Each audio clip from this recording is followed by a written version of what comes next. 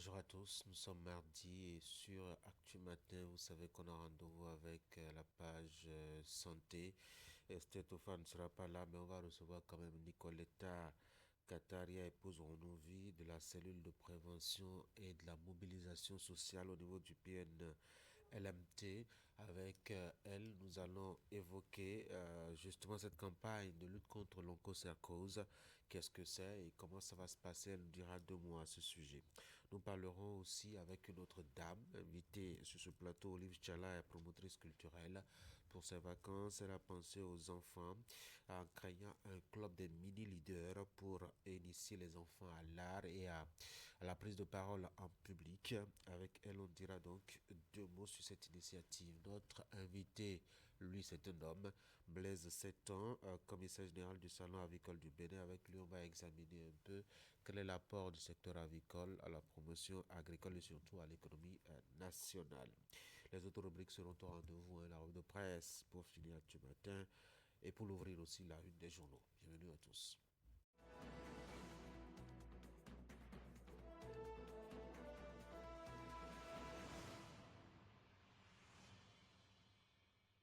Voici Fraternité pour commencer la une des journaux ce matin. Bénin-Mauritanie, partenariat renforcé. Romuald Douadaïen salue la qualité de l'accueil du peuple.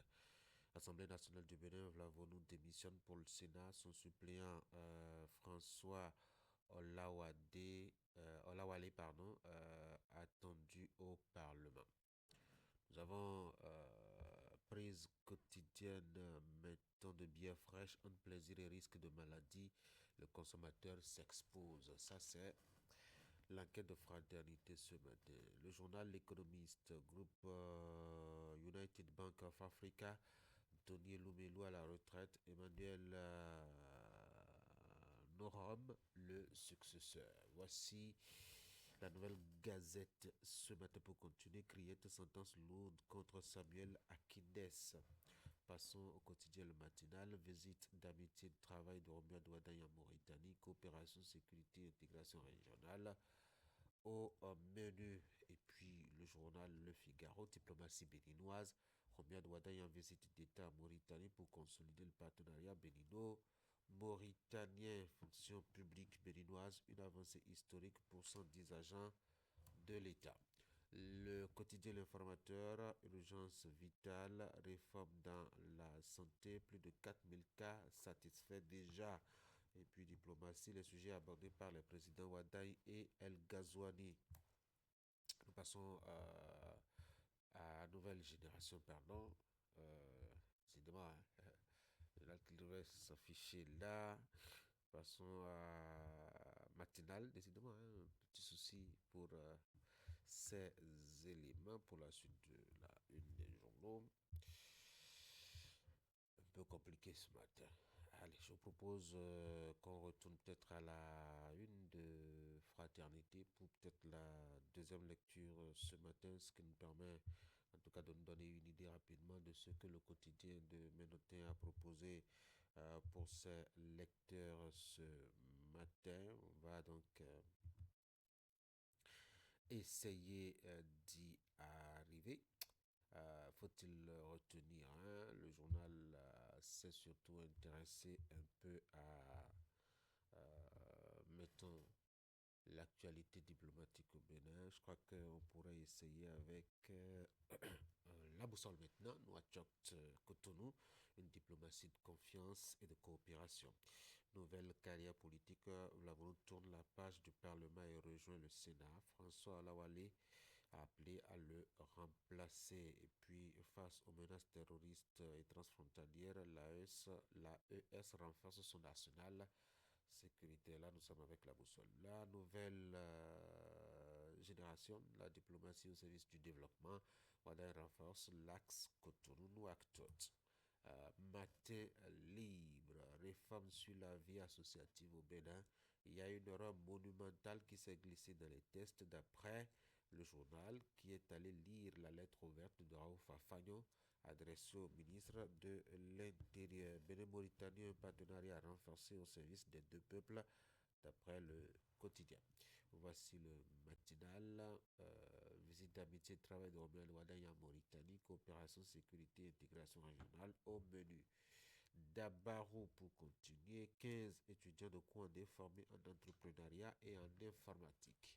Fraternité pour la deuxième lecture, Bénin-Mauritanie, partenariat renforcé. Romuald Wadaya salue la qualité de l'accueil du peuple. Assemblée nationale du Bénin, Vlavoun démissionne pour le Sénat. Son suppléant, François Olawale, attendu au Parlement. Et puis, prise quotidienne de bière fraîche, entre plaisir et risque de maladie, le consommateur s'expose. Voilà ce qu'on peut retenir donc de la une des journaux ce matin. Je vous propose qu'on aille au titre du bulletin d'information. Puisque tout à l'heure, Florence Bossa passera par ici pour nous présenter le mini-journal et vous aurez à découvrir justement ces images, mettons, du déroulement des épreuves orales et sportives du BEPC, le brevet d'études du premier cycle, pour ce qui est de la session de juin 2026. Les épreuves se déroulent donc depuis hier pour les candidats admissibles. Les évaluations ont démarré à partir de 17h dans les différents centres de composition sur l'ensemble du territoire national. Le constat du centre de composition de ce jeune Le Nokoué est assuré dans ce bulletin qui viendra. Déconstruire les préjugés et mieux faire connaître le vaudou. Le comité des rites vaudou du Bénin s'est attelé à l'exercice le week-end écoulé. Cette initiative a rassemblé les universitaires, chercheurs et grands publics. Les détails à suivre. Voici le bulletin.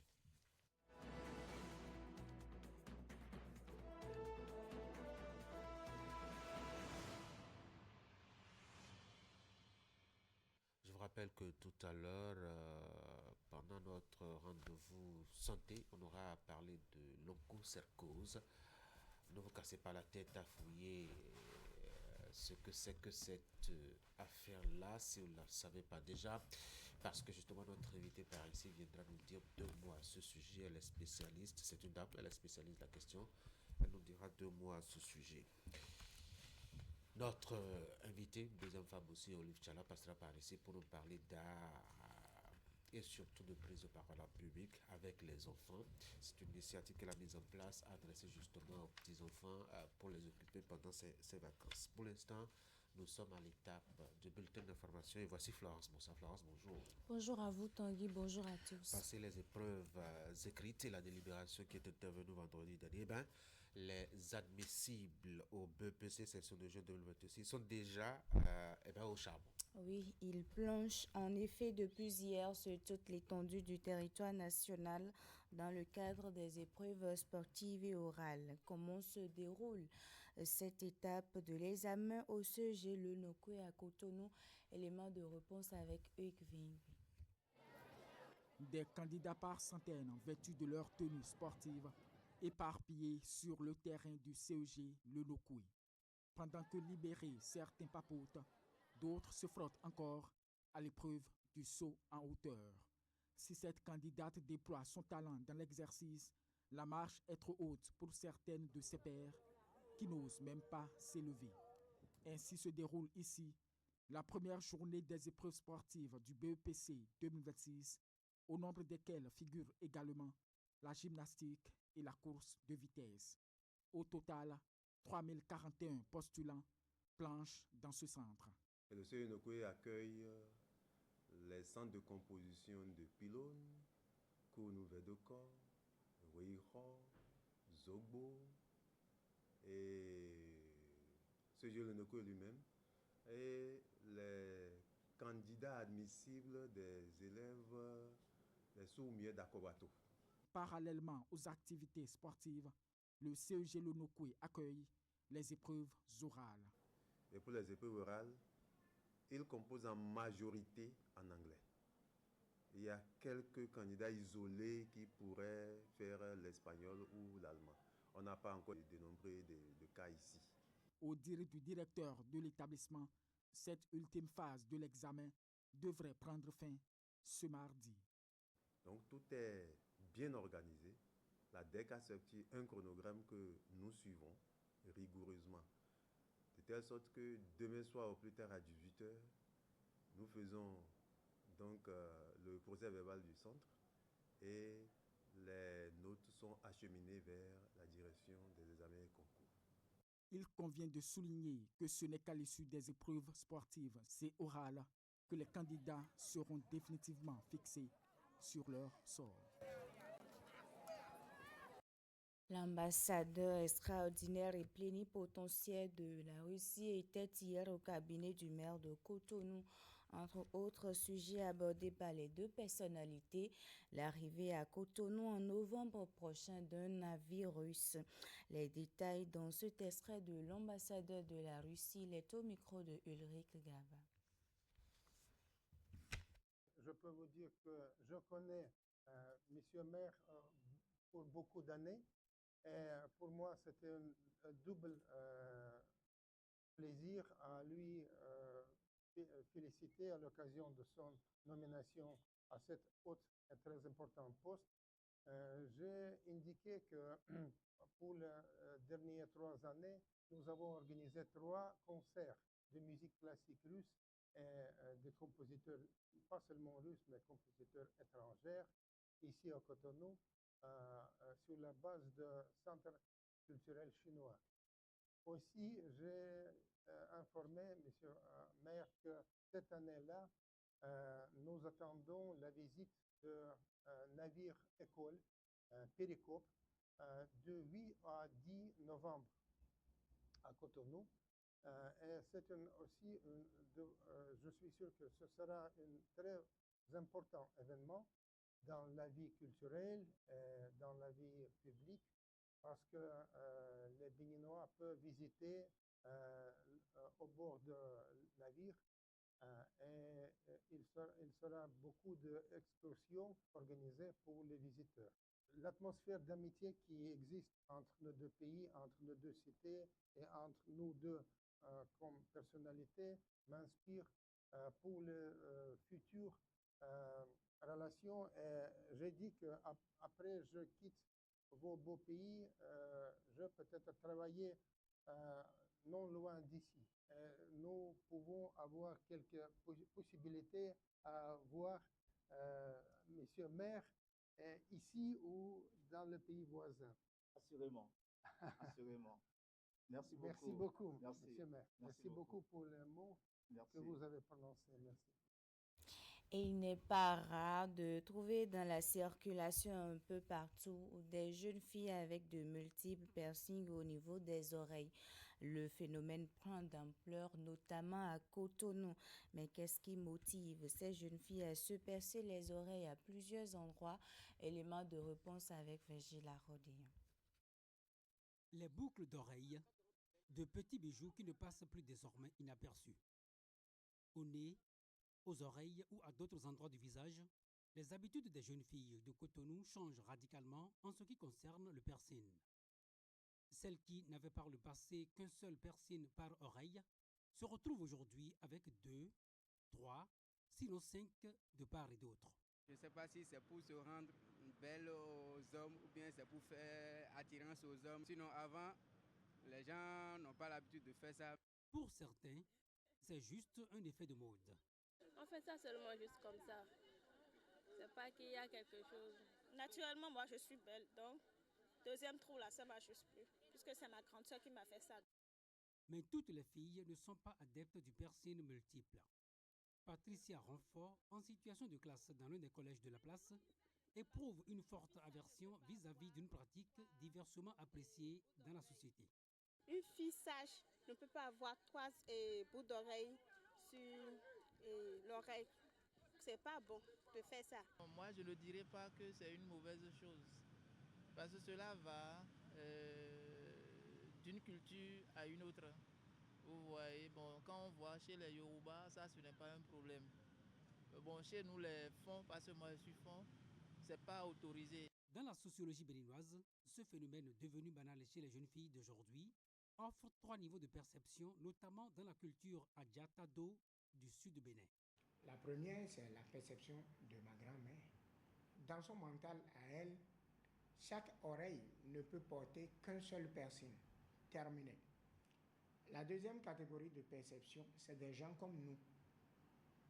Nous voyons, nous constatons, nous jugeons intérieurement, mais nous ne jugeons pas ça publiquement. Nous estimons que ce n'est pas bon. Et nous allons même jusqu'à cataloguer celles qui font ça.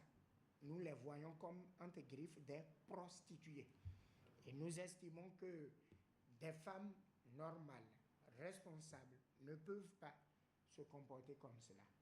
Et la troisième et dernière catégorie de perception, c'est ceux pour qui ça ne veut rien dire.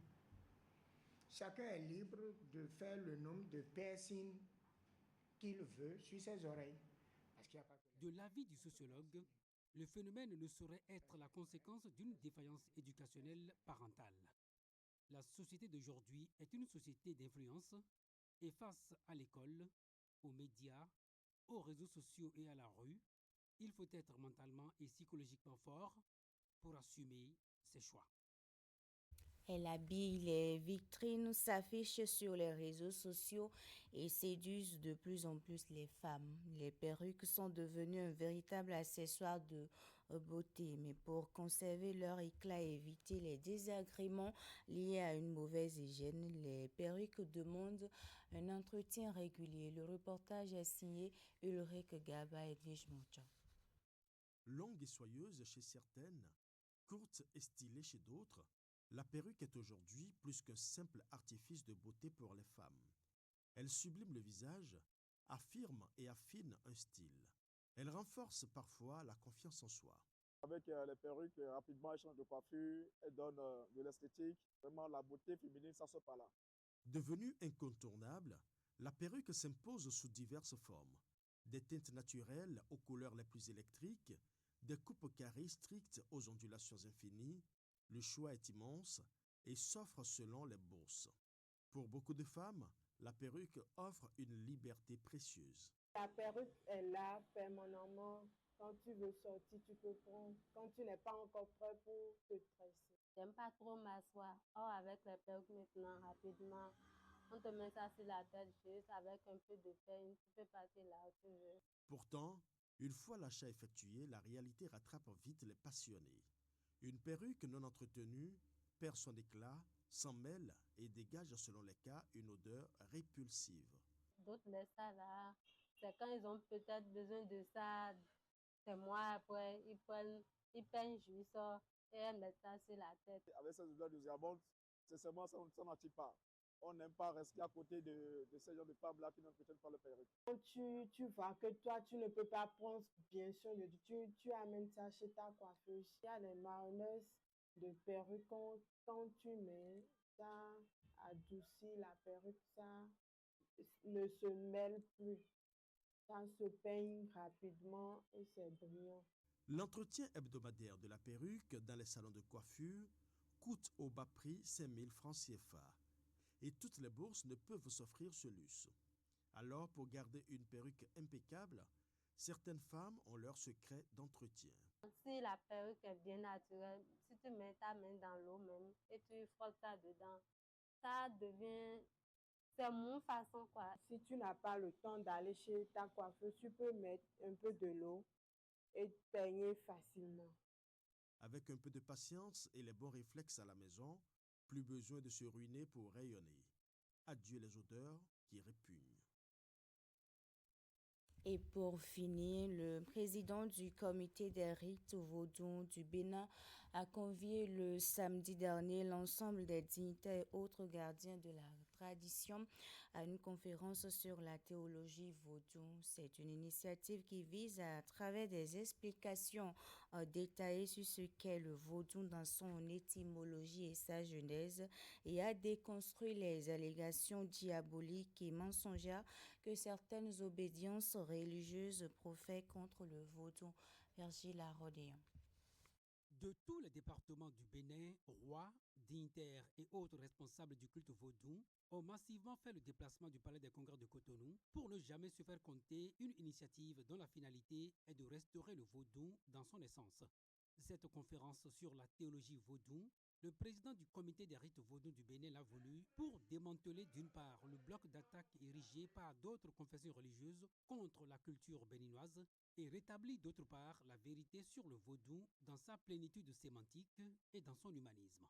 J'ai appris et j'ai entendu que le vaudou est violence, que le vaudou permet de tuer des enfants, des femmes pour augmenter sa longévité, j'ai souri et j'ai dénoncé l'idiotie de ceux-là qui annoncent des conneries de ce genre. Dans ses explications, le conférencier s'est donc attardé sur ce que la théologie du vaudou n'admet pas la mort. Le vaudou considère la vie comme inarrêtable.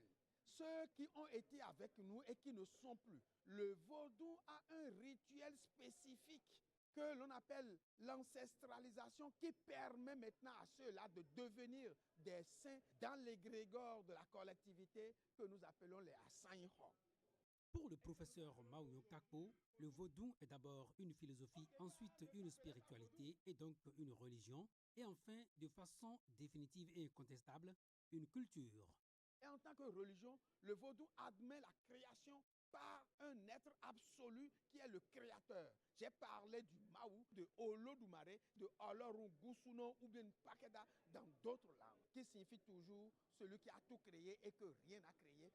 Dans la culture et la spiritualité vaudou, la fraternité, la solidarité, la tolérance et le respect de l'autre et des biens publics sont entre autres les valeurs à cultiver, à l'opposé du parjure, de la traîtrise, de la convoitise, du mensonge et de l'adultère que le serment vaudou interdit. Eh bien, Tanguy, c'est la fin de ce bulletin d'information. Et à moi de vous dire merci pour la présentation de ce matin. Un gros exercice en effet.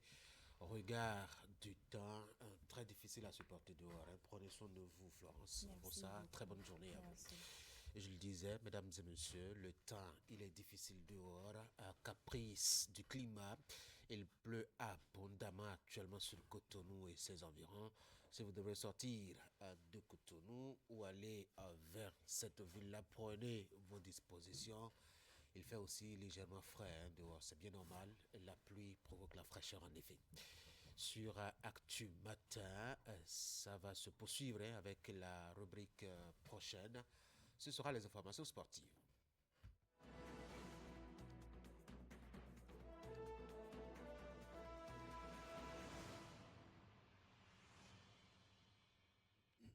On va parler Coupe du monde de football avec justement les huitièmes de finale qui égrènent, je dois dire, leurs différentes rencontres. Candide, bonjour. On a enregistré ce matin deux nouveaux pays qualifiés pour le tour suivant, c'est-à-dire les quarts. Il s'agit de l'Espagne et de l'équipe de la Belgique. L'Espagne qui a sorti l'équipe du Portugal dans le duel ibérique, le 42e des 8 d'ailleurs, entre l'Espagne et le Portugal. C'est bien entendu la Roja qui s'en sort victorieuse et montre la porte de sortie à l'équipe du Portugal de Cristiano Ronaldo qui joue sa 6e Coupe du Monde à 41 ans, mais qui ne va finalement pas la soulever. Dans un autre match, on a vu l'équipe de la Belgique qui a bénéficié de la justice de Dieu. La Belgique qui sort victorieuse devant l'équipe américaine qui est donc le 3e et dernier pays co-organisateur de cette 23e Coupe du Monde à être éliminé de la course à la succession de l'Albi Céleste. Le Canada, le Mexique et l'équipe américaine sont donc out à cette étape, il faut le dire, et ne vont pas accéder au tour suivant. Pendant ce temps, on a encore deux autres rencontres à suivre ce soir et demain matin, entre ce soir et demain matin pour disputer des deux dernières places encore en course pour le tour suivant, notamment les quarts de finale. L'Argentine joue ce soir l'équipe de l'Égypte et puis la Suisse sera face à l'équipe de la Colombie. Deux rencontres pour les deux dernières places en quart de finale. On va parler de tout ceci avec notre invitée de ce matin, Déborah Afiogbe, chroniqueuse sportive. Déborah, bonjour. Candide, bonjour. La qualification d'une équipe ou d'une autre, on va en parler dans un instant. Ça sera tout juste après donc cette transition.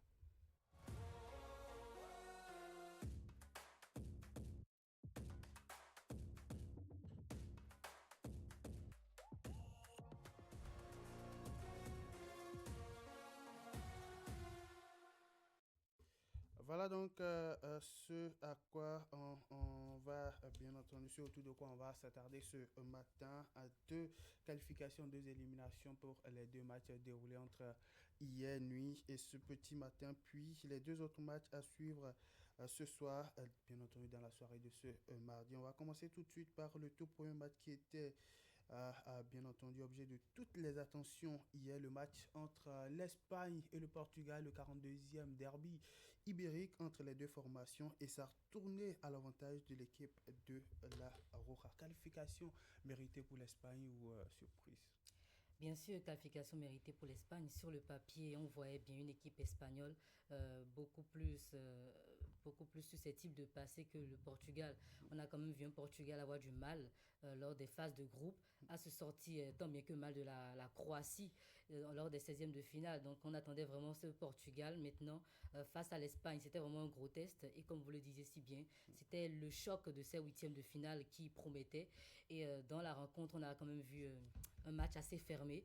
Les deux équipes se connaissent très bien. Donc, personne ne voulait vraiment prendre de risques dès les premières minutes, même si le ballon était très tôt pour les Espagnols, qui ont eu l'opportunité d'ouvrir le score un peu plus tôt, notamment Oyarzabal qui a raté son face-à-face face au gardien. Olmo également qui a raté sa reprise de volée. Donc, il y a eu énormément d'occasions pour la Roja dans cette première partie du match. On a quand même vu un Portugal qui avait du mal avec le pressing des Espagnols. On connaît les Espagnols, ils adorent garder la possession du ballon. Évidemment. Ils adorent faire circuler le ballon et faire courir leurs adversaires. Donc c'était un peu le piège dans lequel le Portugal était tombé, même si ils avaient également un grand gardien dans les cages, Diogo Costa, qui a maintenu en vie cette équipe. Mais je le savais, tôt ou tard, l'Espagne allait finir par faire craquer cette équipe du Portugal. Ils avaient quand même un problème. Ils avaient du mal à se projeter dans les derniers mètres, dans les 30 derniers mètres de la surface adverse espagnole. Il y avait également un grand Unai Simon dans les cages. Donc c'était vraiment, je peux dire, le match des deux gardiens qui ont maintenu en vie cette équipe. On se souvient de la barre trouvée par Nuno Mendes, la seule véritable occasion où le Portugal aurait pu faire douter les Espagnols, mais ce n'est pas terminé au fond des cages. Et à la fin, le coaching de Luis de la Fuente a payé. Il a fait entrer Ferran Torres et Mikel Merino. On connaît bien son impact. Exactement. Et Mikel Merino a trompé cette défense portugaise. Et on a également la sortie de Nuno Mendes qui n'a pas arrangé les choses du Portugal. Donc, sur une passe de Ferran Torres, Mikel Merino bat le gardien et il n'a fallu qu'un but pour envoyer le Portugal. Ce but qui délivre toute une nation espagnole. Tanguy, un duel qui était annoncé très électrique à l'arrivée. On a eu un match qui était un tout petit peu serré. Victoire à l'arrivée pour l'Espagne. C'est bien normal que ce soit serré parce que d'ailleurs, il faut voir le niveau, au niveau où on est par rapport à la compétition. Donc, quand c'est à des étapes d'élimination directe, évidemment, les équipes n'aiment pas prendre de risques. Donc, on peut comprendre pourquoi est-ce que ce match était un peu fermé. Même si les Espagnols ont mis le ballon sur le pied, c'est d'ailleurs leur style de jeu. Quand on voit un peu. Quand on regarde un peu l'ossature voilà. de Même si cette génération n'a pas donné l'impression, en tout cas, d'être comme celle de 2010 qui a remporté la Coupe du Monde et qui savait conserver le ballon, travailler le ballon, prendre du temps et être patient. On a vu que, celle-ci n'était pas forcément celle qui faisait miser sur la possession, même si en face il y avait un Portugal qui leur permettait justement de garder le ballon. Je l'ai dit hier, la rencontre était légèrement en faveur des Espagnols parce que quand on voit un peu le parcours des deux et surtout la jeunesse au niveau des deux équipes, je crois que l'Espagne partait légèrement favorite. Et l'Espagne s'en sort avec une victoire 1-0 sur ce but justement de Mikel Merino. Il lui a fallu tout simplement 5 minutes après son entrée sur le terrain pour bien entendu délivrer l'Espagne qui s'en sort victorieuse et qui s'ouvre les portes des quarts de finale. L'Espagne qui va donc disputer les quarts de finale et ça sera face à la Belgique. On va en parler tantôt, mais déjà, quels sont les enseignements, Déborah, que l'Espagne peut tirer de cette explication d'hier? Il faudrait, je dirais que l'Espagne a joué son match, même si ce n'est pas le meilleur de leur match, mais ils ont quand même fait face à un bloc portugais très solide. Ils ont eu des occasions, mais malheureusement, il y avait également un grand gardien. Donc, je pense que l'Espagne, ils se sont un peu fait peur à un moment donné. Il faudrait revoir l'efficacité dans les buts. Ce ne sera pas contre toutes les équipes qui auront la chance d'avoir la maîtrise du ballon. Et souvent, le jeu de l'Espagne est assez prévisible. Donc, c'est également ce sur quoi Luis de la Fuente doit travailler. Également sur la capacité de ses ailiers à trouver les avant-centres, on a vu Oyarzabal qui a un peu eu du mal à trouver le ballon. Et lorsque Oyarzabal ne trouve pas le ballon, voilà, on connaît le joueur, il est très fort, mais il n'arrive pas à faire la différence à lui tout seul. Donc franchement, ce sont les points sur lesquels Louis de la Fuente doit travailler. Sinon, je pense que cette équipe espagnole, elle a tout. Elle a une défense vraiment en béton. Depuis le début du tournoi, ils n'ont encaissé aucun but. Donc vraiment, ils peuvent compter sur leur défense. Le milieu de terrain, on connaît le milieu Rodri, Pedri, Olmo, est très efficace. En attaque, c'est souvent en attaque qui a un peu de flottement.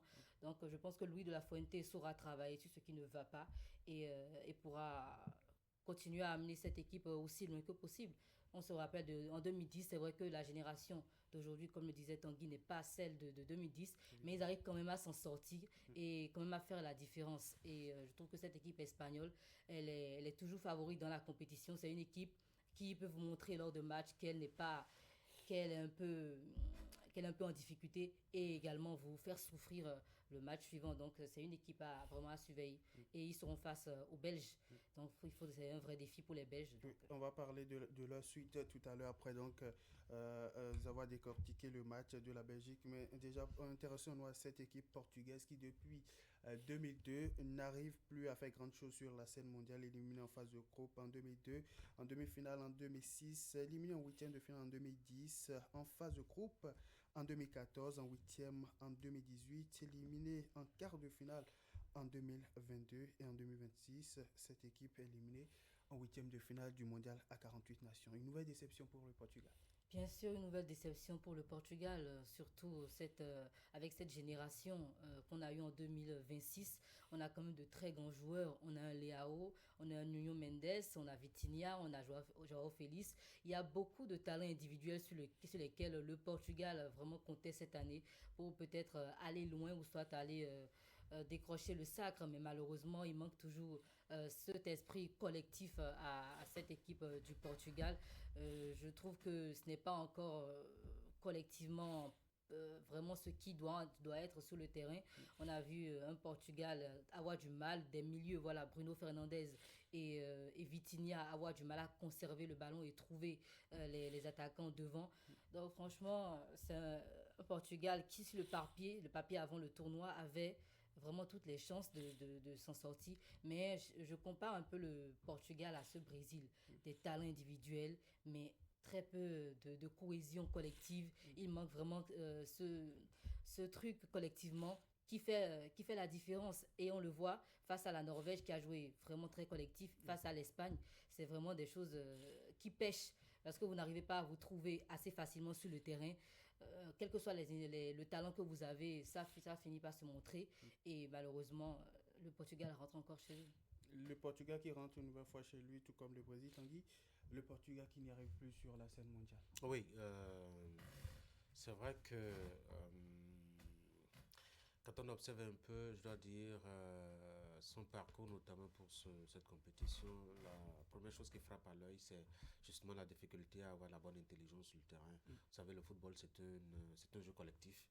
Même si parfois il y a des éclairs de génie qui peuvent provenir, je ne sais pas moi, d'un joueur ou d'un autre pour trancher l'issue de la rencontre. Sauf qu'il n'y a pas ce ciment-là, je dois dire, entre les grandes stars de cette équipe. Et quand ce n'est pas intelligent comme ça, quand ce n'est pas complice comme ça sur le terrain, ça donne toujours ce que ça donne. Il est bien évident que le Portugal, c'est quand même un nom en matière de football, etc. Mais au-delà de ça, il faudrait quand même cette complémentarité entre les joueurs pour arriver à un résultat donné.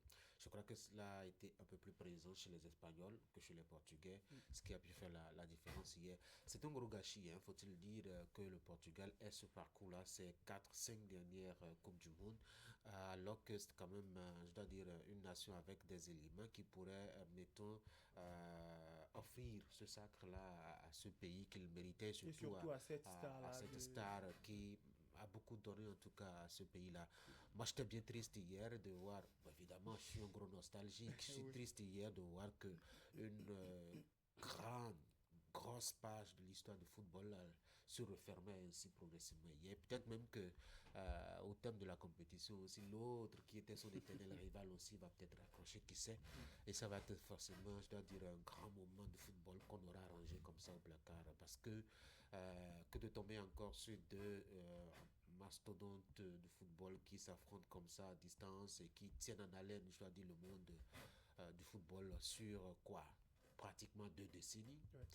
Je crois que ça n'arrivera pas tous les matins. C'est bien cela. Et après donc cette élimination du Portugal, Roberto Martinez démissionne de son poste du sélectionneur de l'équipe du Portugal. Le Portugal éliminé, le sélectionneur prend la clé des chambres. Allez, on va s'intéresser à la deuxième confrontation qui s'est déroulée ce matin à 1h précisément. On a vu Tanguy, la justice de Dieu qui est fait pour les Belges. On en parlait ici hier. Oui, bon, moi ça ne me surprend pas que les Américains soient battus et désillusionnés. Moi ça ne me surprenait pas parce qu'on a vu quand même le football depuis le début. D'ailleurs, ce n'est pas le sport le plus favori du pays, donc ça peut se comprendre qu'il ne soit pas forcément loti à meilleur enseigne. Oui, est-ce que c'est la justice de la nature? Je crois qu'ils étaient partis pas du tout favoris. Moi, je ne... Enfin, quand vous dites justice divine, ça me fait penser à une équipe qui méritait de gagner et qui a été punie par peut-être quelque chose qui n'était pas prévu. Non, les États-Unis ne méritaient pas de gagner hier quand on a vu un peu le jeu qu'ils ont offert. Et d'ailleurs, même le score... Oui, absolument. Le score en parle largement en faveur justement des Belges pour montrer un peu quand même que... je dois dire, il fallait encore beaucoup de travail plutôt que des coups de fil à cette équipe américaine pour arriver à jouer du football. Il faut un Balogun qui avait été rétabli après donc sa suspension pour carton rouge, mais qui n'a pas apporté grand-chose à cette équipe américaine qui est éliminée. Déborah, les États-Unis et la Belgique se sont affrontés à 8 reprises et sur ces 8 différentes reprises, 6 victoires pour l'équipe de la Belgique qui s'est encore sortie hier. Bien évidemment, sur le papier, les Belges partaient favoris. Les États-Unis ne sont pas vraiment une nation, comme je dirais, qui est vraiment favorite en Coupe du Monde, et que ce soit même dans le football, ce n'est pas vraiment une nation dont le football est la principale discipline. Donc oui, ce n'est pas une surprise de voir les Belges s'imposer face aux Américains. Durant toute la confrontation, on a vu des Belges mettre une pression énorme sur les Américains. Ils n'ont rien pu faire. Et ça avait du mal à ressortir les ballons. Ça a récupéré assez vite côté belge. Et donc, je pense qu'ils ont craqué mentalement après le 3e but. On l'a bien vu. Et Charles, il a dégoûté cette équipe belge. Donc oui, ce n'est pas forcément la justice de Dieu, mais c'est juste la hiérarchie qui a été respectée. Qualification méritée pour la Belgique qui va affronter au tour suivant l'équipe de l'Espagne. Comment entrevoyez-vous la suite? Eh bien, je dirais que autant la Belgique et les Américains, c'était quand même 2 poids 2 mesures. Ouais. Exactement la même chose. Espagne, Belgique, c'est également 2 poids 2 mesures. C'est vrai que les Diables Rouges ont su revenir dans la partie, ils ont su faire un bon match. Mais l'Espagne, quand même, c'est quand même un niveau. C'est quand même un step à passer pour les Belges. Ce sera compliqué. Eux qui ont eu du mal face au Sénégal, face à l'Égypte également. Donc, voyons bien le jeu des Espagnols. Je pense que cette équipe espagnole va dégoûter un peu les Belges. Les Belges qui, franchement, qui n'ont pas personnellement convaincu dans cette Coupe du Monde. Après, on ne sait pas. Le football réserve des surprises. Mais sur le papier, l'Espagne pas largement favorite. On verra s'il y aura des surprises pour cette explication en quart de finale. On n'en est pas encore là. Mais tant qu'on se prononce là-dessus, Espagne-Belgique pour le tour suivant, comment tu Je ne sais pas s'il y aura match. En tout cas, si c'est ce que les Belges ont montré depuis le début, si c'est ça qu'ils vont montrer face à l'Espagne, il vaut mieux qu'ils apprêtent leur valise avant même le coup de sifflet, parce que ça va être vraiment sans commune mesure. Bon, plus sérieusement, l'Espagne, c'est quand même un parcours, c'est quand même de jeunes stars, c'est quand même une équipe efficace, c'est un milieu de terrain très conservateur, qui joue intelligemment. C'est une attaque aussi qui relativement, en tout cas, c'est très efficace. Et comme l'a dit Déborah tout à l'heure, c'est une défense aussi qui sait être imperméable depuis le début de la compétition. Donc, quand on réunit ces éléments face à une équipe belge qui, ma foi, se retrouve à ce niveau, à cause peut-être, je dois dire, d'un coup de chance à la limite, parce que face au Sénégal, ça aurait pu tourner, mettons, à l'élimination depuis. Et donc, oui, quand on sait que cette Belgique est arrivée à ce niveau-là, c'est pas évident hein, d'avoir les ressources pour tenir face à l'Espagne. Bon, le ballon il est rond pour tout le monde. Peut-être que les Belges vont sortir aussi le tour de magie qu'ils ont sorti face aux Sénégalais, encaisser 2 buts et puis attendre les dernières minutes pour les égaliser. Mais je rappelle quand même que c'est une défense en face qui est très difficile à pénétrer depuis le début de la compétition. Et quand la bataille au milieu de terrain est aussi gagnée par ces Espagnols, ça roule comme sur des rouleaux compresseurs. Allez, on va s'intéresser aux affiches du jour, mais avant, on rappelle très rapidement les différents résultats. Espagne-Portugal, victoire pour la Roja, 1-0, et puis Belgique-États-Unis. Les Diables Rouges se sont imposés avec 4 buts contre 1 devant les Américains. Le tableau des pays qualifiés avant donc les 2 dernières rencontres de ce soir. Le Maroc, la France, la Norvège, l'Angleterre, l'Espagne et la Belgique. Déborah, quand vous voyez ce tableau, y a-t-il une surprise? Personnellement, si je devais dire une surprise, ce serait la Belgique. La Belgique, comme le disait Tanguy, qui a vraiment surpris tout le monde face au Sénégal. On s'attendait déjà à des Belges sortis depuis le début de la compétition, surtout au vu de leur phase de poule, qui était vraiment en dents de scie. Donc, ce n'est pas une équipe belge qui rassure, mais en même temps, c'est le football, c'est comme ça. Vous profitez des erreurs des autres pour prendre... Exactement. Donc, ce tableau n'est pas si étonnant que ça, si ce n'est que la Belgique qui se retrouve en quart de finale. Et lorsqu'on voit les équipes qu'ils ont affrontées, ce n'est pas aussi non plus étonnant. Il y a également la Norvège qui, pour leur première participation depuis 1998, quand même, qui font une très bonne Coupe du Monde. Et qui ont obtenu une première qualification pour la quart de finale de leur histoire. Exactement. Face au Brésil, ce n'était pas chose facile, mais ils ont réussi quand même à s'imposer face au Brésil. Donc, franchement, ce tableau, déjà, c'est satisfaisant. Ça promet des quarts vraiment très bien disputés. Donc, oui, ça va. Je pense que c'était le Maroc, l'Espagne, la France, l'Angleterre, on s'y attendait. C'est quand même des équipes qui partaient favorites depuis le début. Elles ont juste confirmé et fait respecter la hiérarchie. Tanguy, surprise ou pas? Oui, il y a 2 ou 3 surprises à mon sens. Le Maroc, bon, peut-être que... Les Africains attendaient le Maroc au moins en quart de finale. Pas moi, quand je regarde un peu ce qu'ils ont fait pendant les phases de groupe, il faut le dire, avec beaucoup d'occasions non concrétisées face au Brésil, une difficulté énorme face à l'équipe du Haïti. De Haïti, etc. Vous voyez, c'était possible. Bon, bien évidemment, les matchs en poule sont toujours différents, ma foi, des matchs à élimination directe. Et donc, le Maroc a commencé à retrouver un peu ses marques. Sinon qu'au début, moi, je ne pensais pas retrouver ce Maroc-là à ce niveau-là précisément. Il y a aussi la Norvège qu'on ne voyait pas venir aussi, qui est une grosse surprise, je dois dire, parce qu'on ne vient pas à une compétition de football, notamment au niveau mondial, avec 2 stars comme Erling Haaland ou Sorloth pour prétendre aller jusqu'à ce niveau-là. Donc, c'est une grosse surprise pour moi aussi. La Belgique aussi est une surprise pour moi de la voir là, parce que pour ces 10 dernières années, c'était quand même une Belgique qui galère beaucoup en matière de football. Une génération que ce soit qui n'est plus en place. Absolument, qui n'est plus en place. Une reconstruction qui est en cours avec des jeunes qui ne sont pas forcément, je dois dire, expérimentés. Quelques vieux qu'on n'arrive toujours pas à qui on n'arrive toujours pas à donner la retraite officiellement. Lukaku, Kevin De Bruyne et autres qui sont encore là.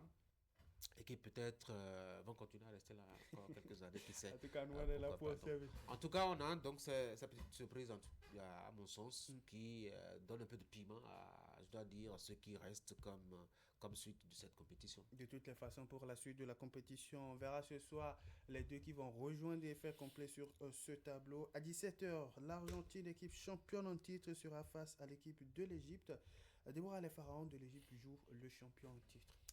Oui. Grosse galère où on voit un match ouvert. L'Argentine reste l'Argentine. Quelle que soit l'équipe en face, elle va galérer, elle aura du mal, elle va souffrir. Il faut accepter ça pour pouvoir battre cette équipe de l'Argentine. Et l'expérience également va jouer lorsqu'on voit le dernier match face au Cap-Vert, ce qui a fait la différence, alors qu'on n'attendait pas forcément les Pharaons à ce stade de la compétition. Mais c'est quand même une équipe égyptienne qui a su montrer que elle avait comme les ressources nécessaires, elle avait l'envie, elle avait la détermination. Elles font partie de l'une des rares équipes africaines qui ont vraiment montré cette envie d'aller loin dans la compétition. Peut-être pour la dernière de Mo Salah également, pourquoi pas créer la sensation en éliminant l'Argentine. Moi, je dis que c'est parfaitement faisable pour... ça sera bénéfique pour l'Afrique. Oui, pour les coéquipiers de Mohamed Salah. Quand je vois cette équipe argentine, je pense que cette équipe argentine, elle est quand même maîtrisable. Excusez-moi du terme, elle est quand même... on a vu le cas vert tenir tête.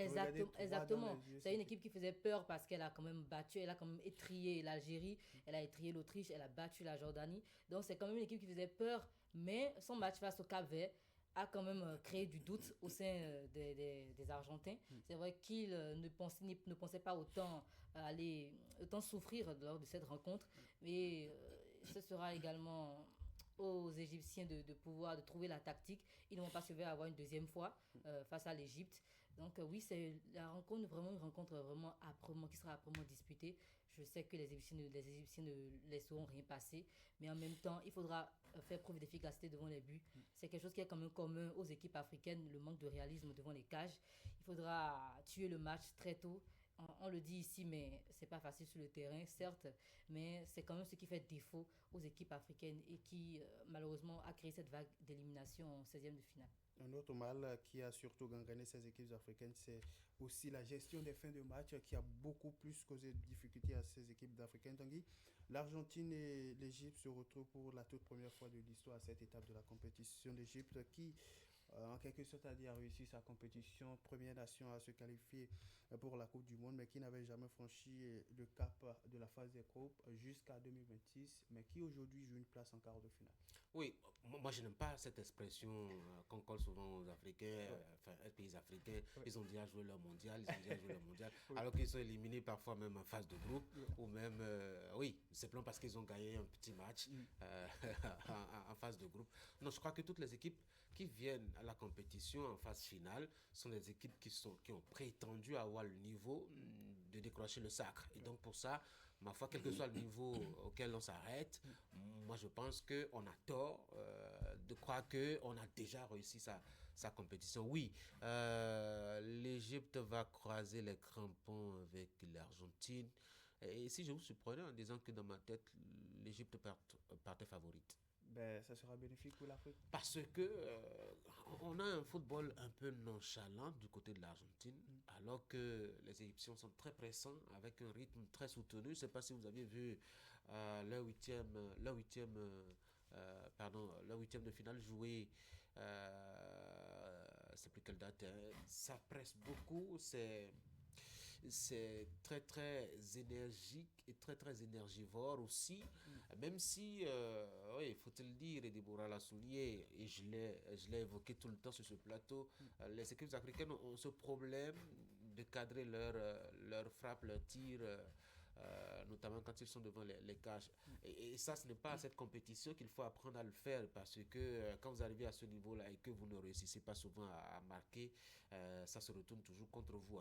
C'était un miracle, en tout cas à mon sens hier, que l'Espagne ait pu gagner le match, parce qu'ils ont vendangé pas mal d'occasions qui auraient pu leur coûter très cher à la fin de cette compétition. Il aurait suffi simplement que les 2 ou 3 occasions lumineuses, par exemple de Nuno Mendes, cette frappe lourde par exemple, que ce soit cadré et puis c'est fini, ça aurait pu changer complètement la donne de cette rencontre-là. Donc, quand on a des occasions et qu'on les rate, comme les Africains, ça se retourne toujours contre eux. Je crois que c'est ça qui, ma foi, leur pose un sérieux problème lorsqu'on est en phase finale de la Coupe du Monde. Rendez-vous à 17h pour cette affiche entre l'équipe de l'Argentine qui a en tête de réaliser un back-to-back, décroché pour la deuxième fois consécutive le trophée après donc son sacre en 2022. Mais en face, il y aura une équipe égyptienne portée par Mohamed Salah qui veut pourquoi pas aller le plus loin possible dans la compétition, peut-être pour une dernière danse sur la scène mondiale. À 17h donc pour cette affiche entre l'Argentine et l'équipe de l'Égypte. Et puis à 21h, on va assister à une rencontre entre la Suisse de Bryan Embolo et l'équipe de la Colombie.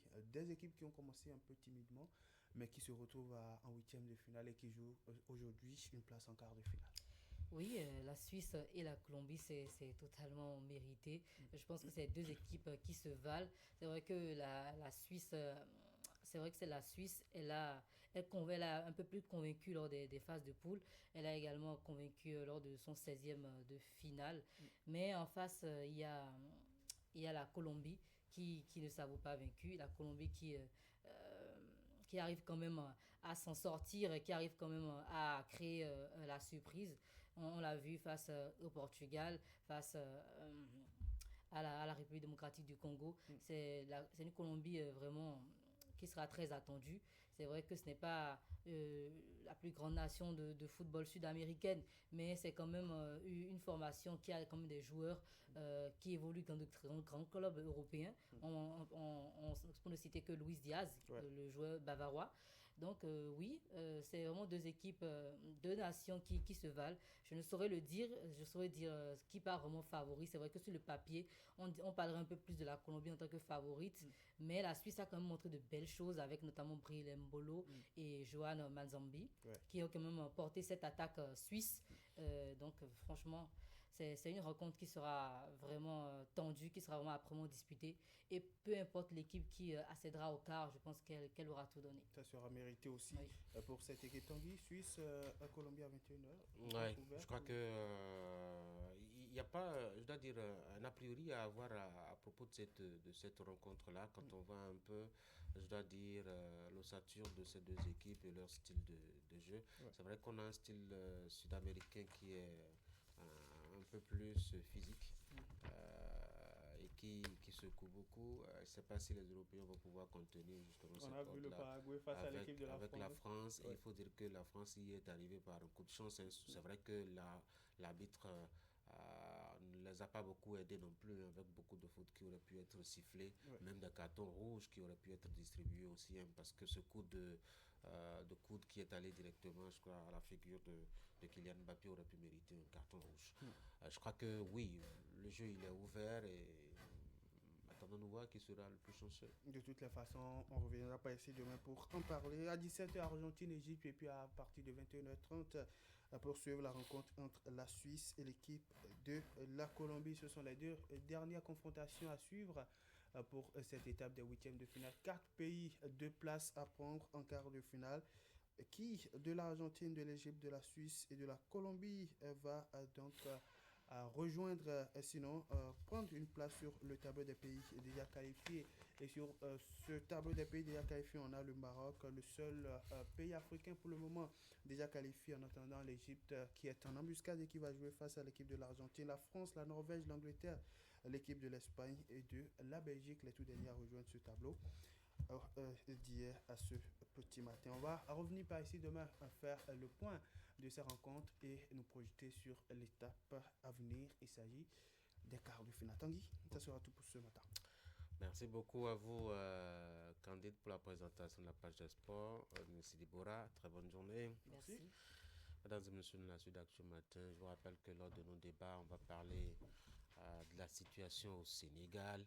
On va parler de ce projet de Bassirou Diomaye Faye, de créer son propre parti. Ça se tiraille avec beaucoup d'énergie entre l'actuel président et son mentor politique Ousmane Sonko, en ligne de mire la prochaine présidentielle. Dernier événement, faut-il le rappeler, ce vote pour la révision de la Constitution qui, entre autres, évite à un président en exercice d'avoir à diriger un parti politique. On va en parler tout à l'heure. N'oubliez surtout pas qu'à la fin de cette émission, on aura, je dois dire, la revue de presse pour clôturer Actu Matin, cette rubrique qui va revenir sur l'essentiel des informations relayées par les parutions dans leur production ce matin. Avant tout cela, je vais vous proposer la page santé. Et ce matin, on va parler d'onchocercose. Voici mon invité.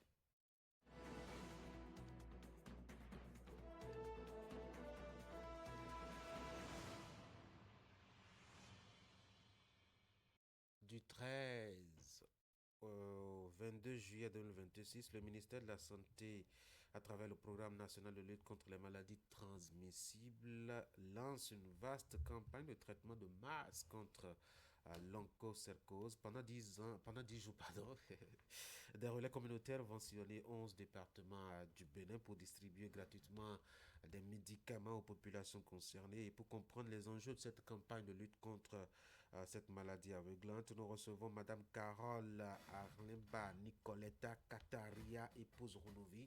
Je suis arrivé. Hein. Madame, bonjour. Oui, bienvenue sur Actu Matin. Vous êtes chef de la cellule de prévention et de mobilisation sociale au niveau du programme national de lutte contre les maladies transmissibles. Avec vous, donc, on va discuter de cette thématique-là. D'abord, et pour nos téléspectateurs qui ne comprennent pas ce jargon du milieu de la santé, c'est quoi l'onchocercose, cette maladie? Ok, merci monsieur le journaliste. L'onchocercose, c'est une maladie de la peau et des yeux. Et la complication la plus redoutable pour cette maladie, c'est la cécité irréversible. Donc, l'onchocercose est encore appelée la cécité des rivières parce que c'est une maladie transmise par des petites mouches noires bossues qui vivent le long des cours d'eau à courant rapide. Donc, lors des piqûres de cette mouche-là, ces mouches laissent sous la peau de petits vers sous forme de filets et qui induit des grattages sévères qui vont conduire à une gale qu'on appelle la gale filarienne. Et plus tard, des années plus tard, il y aura beaucoup d'autres conséquences physiques. Avec les grattages, plus tard, on a les peaux de lézard, après la peau de léopard. Peau de lézard, peau de léopard, c'est une question, c'est une question de faune. Voilà, et plus tard, il y a la cécité qui s'installe et cette cécité, elle est irréversible. Voilà. Quelles sont les conditions dans lesquelles ça advient? Bon, comme je l'ai dit, ces mouches naturellement vivent aux abords des cours d'eau. Donc, toute la population qui travaille dans la zone est exposée aux piqûres et en se faisant piquer par ces mouches-là, pendant des années, les filets sont dans l'organisme. Ils font leur petit bonhomme de chemin parce que dès qu'ils rentrent dans l'organisme, ils migrent vers la face. Ils vont manger les nerfs optiques et ça peut commencer par des grattages. D'ailleurs, dès qu'ils sont dans le corps, les mouvements des vers fait que la personne se gratte beaucoup. Un grattage vraiment sévère. Hein. Vraiment sévère. Les populations qui sont exposées connaissent vraiment la nuisance simulidienne. Donc, avec les années, ça va finir par défigurer la peau. Et lorsque les vers finissent par manger tout ce qui est nerf au niveau de la face, la vision devient de plus en plus floue jusqu'à ce qu'on se réveille un jour complètement dans le noir. Ça prend combien de temps à peu près pour faire tout ça dans l'organisme? Bon, ça prend des années. Hein. Ça prend des années. Des années. C'est pas du jour au lendemain. Non, c'est pas du jour au lendemain. C'est ça. Et dites-nous fondamentalement, puisque vous avez engagé une campagne de sensibilisation, à quoi rimera cette campagne concrètement?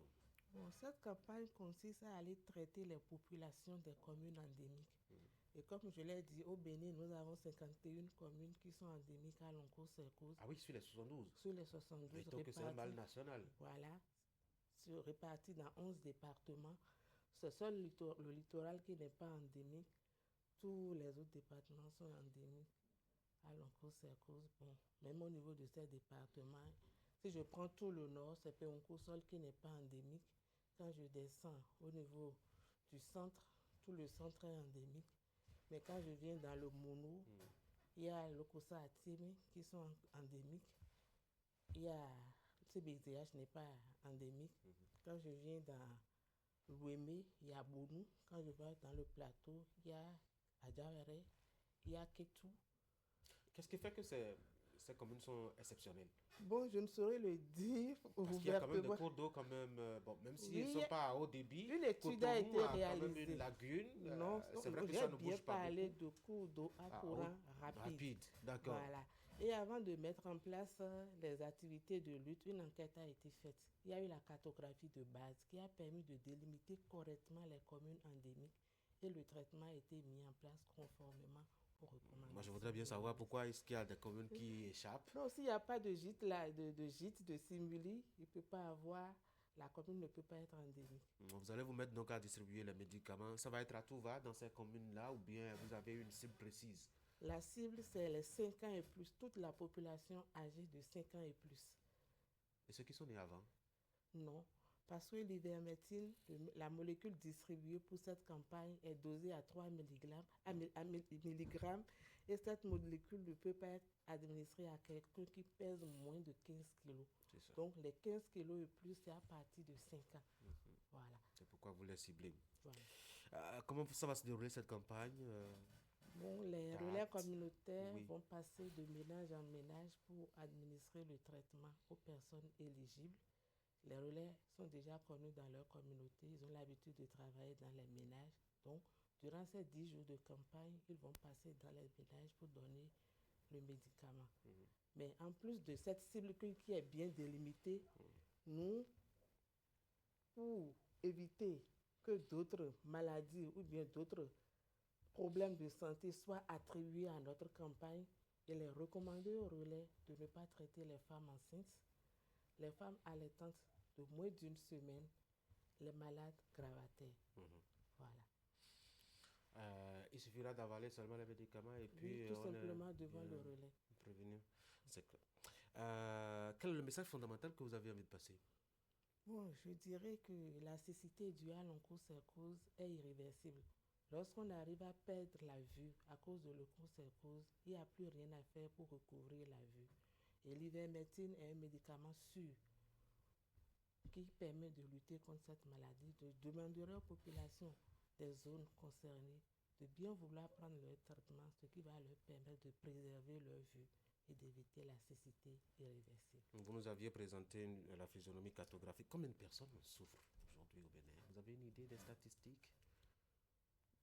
Bon, en matière de statistiques, comme je vous l'ai dit, la cécité, elle vient progressivement. Donc, nous, notre rôle est beaucoup plus préventif pour que les populations qui sont exposées ne deviennent pas aveugles.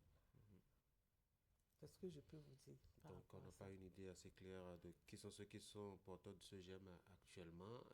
L'État mise beaucoup plus sur la prévention. La dernière campagne, justement, de vaccination, de sensibilisation, telle que vous le menez, c'était quand? Vous avez parlé de vaccination? Oui, de distribution de médicaments. Non, nous la faisons chaque année. La campagne se fait chaque année. Nous allons la faire chaque année et faire les enquêtes épidémiologiques et entomologiques afférentes conformément aux recommandations jusqu'à ce qu'on déclare que le Bénin a éliminé l'onchocercose en tant que problème de santé publique. Un mot pour finir? Bon, je dirais merci au gouvernement pour tout ce qu'il fait pour la santé des populations et merci aux partenaires pour tous les efforts consentis pour accompagner le gouvernement pour la santé de nos populations. Madame Carole Arlemba Nicoletta Kataria, épouse Honoré, merci beaucoup d'être venue sur l'Actu-Matin. Très bonne journée à vous. Merci, pareillement. Mesdames et messieurs, je voudrais vous proposer comme acte une petite pause, le temps pour moi de vous faire souffler un peu avant de revenir par ici pour la suite d'Actu Matin. Je vous rappelle qu'on aura nos moments de discussion tout à l'heure avec les débatteurs.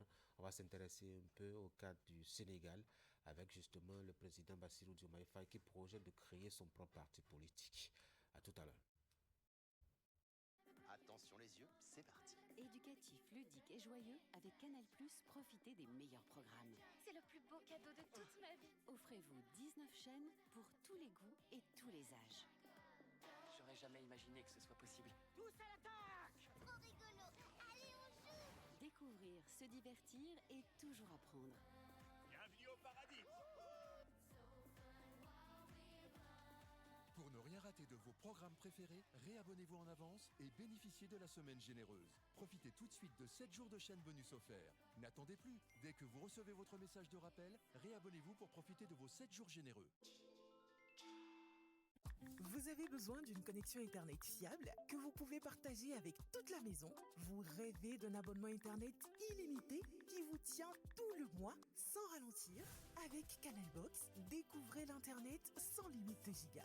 Avec la fibre Canal Box, passez au très haut débit avec l'offre Start à 50 mégabits par seconde ou l'offre Premium à 200 mégabits par seconde. Offrez-vous l'installation et la box à 5 000 francs CFA au lieu de 10 000 francs CFA. Vite, rapprochez-vous de nos vendeurs en rose ou d'une boutique Canal+, Canal Box pour vous équiper dès maintenant. Pour plus d'infos, appelez le 70 44 ou rejoignez-nous sur nos réseaux sociaux. Canal Box, le vrai Internet, illimité, sans limite de giga.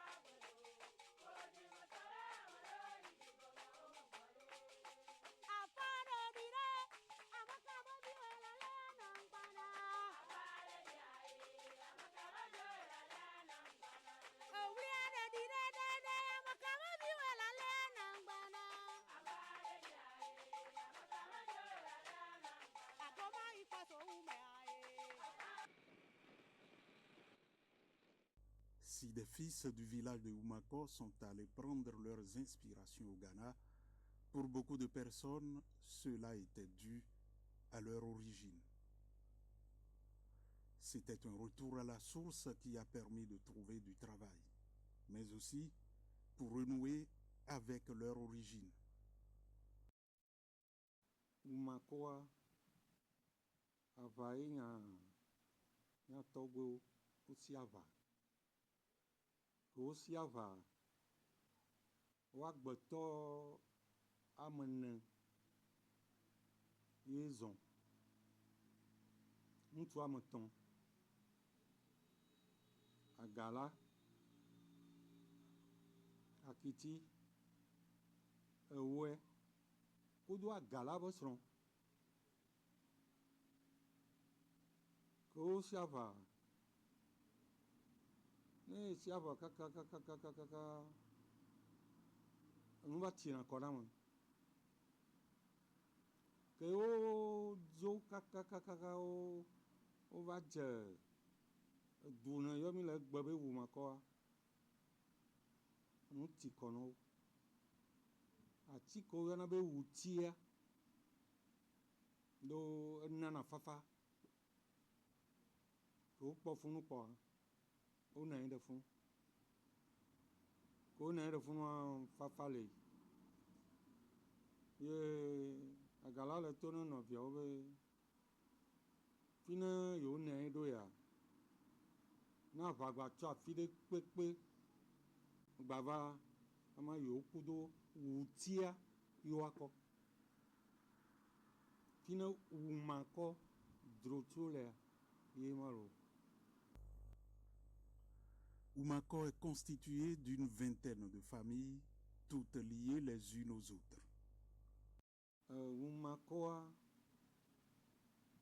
ekɔ egbe ekɔ miakpɔ Dzakoti, miakpɔ Siame, miakpɔ Fanta, wogba yɔnɛ be Tɔve. Egbea miagba kpɔ Gbedevinu, ekɔ ne le Wumakɔa ɔwoe ma. Aƒedo ne le Wumakɔa tutugbɔa, woakpɔ Agbakɔdzi, Agbaƒome, Agalame maƒome. Wodzo le Agbakɔdzia, woakpɔ Agbedekɔdzi, ele tukrɔe ne Agala maƒea. Ne edzo le funua, yeakpɔ Adinu le Wumakɔ le Siva me. Ne edzo le Adinu dzia, yeakpɔ Amegãwo ye nye Akutehawo. Ne edzo le Megãwo dzia, yeakpɔ Kpota. Ne edzo le Kpota dzia, Asiɔŋgbɔ̃ le funu. Asiɔŋgbɔ̃ hawo. Ne edzo le Asiɔŋgbɔ̃ ma ƒome ya kpɔ ɖenɔ fi ma tɔ yɛn tɔ wonyi ɖenɔ ƒome ne kpɔ ɖenɔ ya kpɔ ablasa ne dzo le ablasa ya va ketika ma ƒome ne kpɔ ketika ƒome ya nɔ kpɔ degbehovi ne dzo le degbehovi ma ƒome ya nɔ kpɔ kuivi gbonu lokui eyɔna na wo ele sangɔ meni ʋua me ne dzo le funua ya kpɔ agbemɔ ma ƒome ele siva me ne dzo le agbemɔa ya kpɔ atitɔe ɖome ne dzo le atitɔe ɖomea ya dze ayekɔdzi ne dzo le ayekɔdzia ya nɔ kpɔ gbebekɔdzi ele funu gbebekɔdzi aƒema me wɔna ʋodu me ke kpatsa ne ʋodu me kɔ nu le aƒema ye kpatsa ne makɔ ne ʋodu me nya gbebekɔdzi ne dzo le gbebekɔdzia ya kpɔ dakpekɔdzi ne dzo le dakpekɔdzia ya kpɔ atsanti ɖome ne dzo le tsanti ɖomea atitɔe ɖome ele dogba to proche ne miame fi ke miwɔna ʋodumenuwo le ne dzo le funua ya kpɔ gakeŋkɔdzi ne dzo le gakeŋkɔdzia ya kpɔ tɔmenya hawo ya zi aku nene aƒedo ke le makɔa ŋumewiwo nyi. Plusieurs religions se côtoient dans une cohabitation fraternelle. La religion endogène, les religions chrétiennes dont le catholicisme, l'Assemblée de Dieu, le christianisme céleste. Chacune a son lieu de culte. Ceci n'empêche pas les fils et filles de la localité de se retrouver pour de grandes cérémonies. Teƒe ke mi lea, edua me teƒe, dogba yɔna nɛ. Nde kpekpe ke ɖe ku ɖo edua ŋuti, ame yi kua, sɔ yi zogbea, ne woaƒo eme nuƒoa, teƒe aɖeke wonɔna ƒona eme nuƒo. Amea ku le adzagbedzi ayɔ gbedzia, ne wokɔe so mɔdzi va, fi akpo tsona kui sɔ yina zogbe. Ne wogba ɖi vɔ agba wɔ ebe cérémonia, agba wɔ ebe kɔnua, teƒe ya wogba nɔna anyi ɖo, sɔ wɔna eme kɔnuwo. Gba ku ɖo etsɔ gã ke woawɔ ne ɖeke ma amewo ke yina nugbewo le dua mea, fia ye dutɔ dunɔwo, safowo, hunɔwo, aƒegbe tsɔ keke wonɔna anyi ɖo sɔ tona ɖeke me tsɔ gã menya tsaƒe wosina te ɖe dzi dana ɖe dzi wosina te ɖe dzi ye wɔna tsɔ gã ye me teƒe nyi dogba ke mi le fia. Mía tɔgbuiwo ke ne wɔna ʋodumenuwo mle ʋodu da ɖe mi va wɔwɔ gbewoa, ne woakpɔ dzidzɔe ne wɔme ʋoduwoa, wobe ʋodu va aƒea, fi aɖeke wogba nɔna anyi ɖo ye edutɔ dunɔwo nɔna anyi wotsɛ nɛ fi ya wogba kpɔna dzidzɔe ne ma tɔ le ye du kpata va nɔna anyi ɖe fi ya kpɔna nu ƒona ʋu ʋodume ʋu le lo.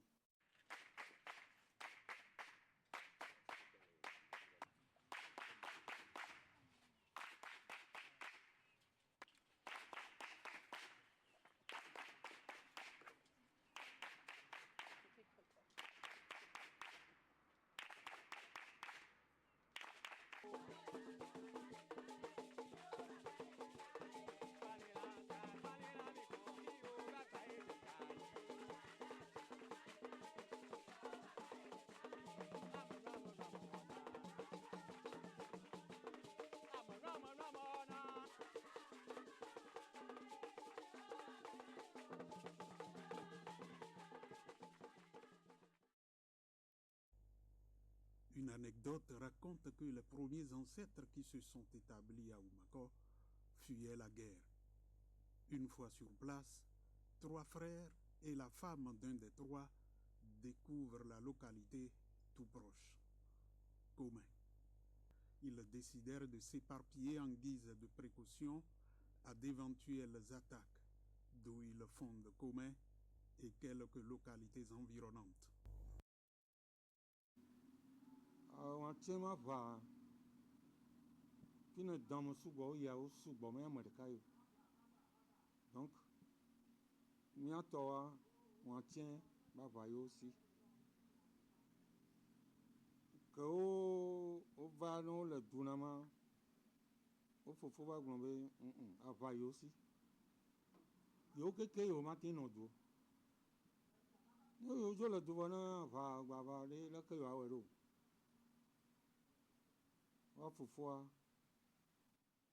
O no fun zan le ya. O kwa san vide. Akplo. Akiti. Ewe.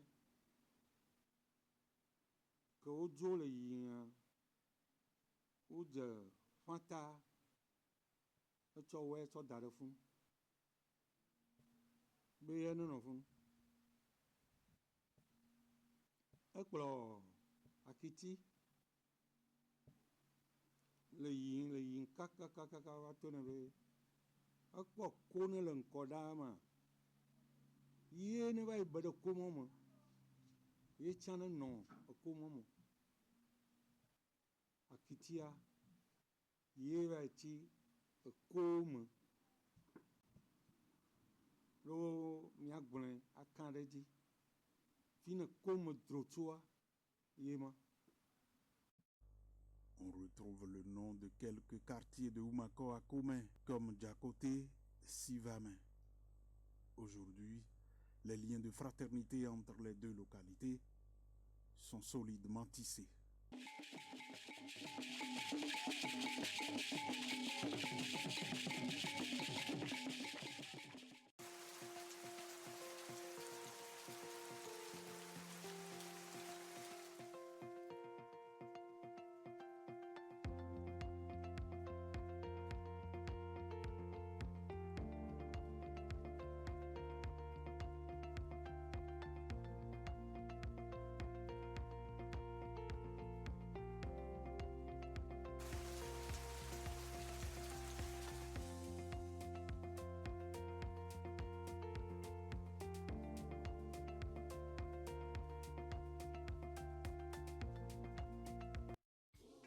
Grâce au microcrédit à l'AFIA, Mariam a fait grandir son commerce.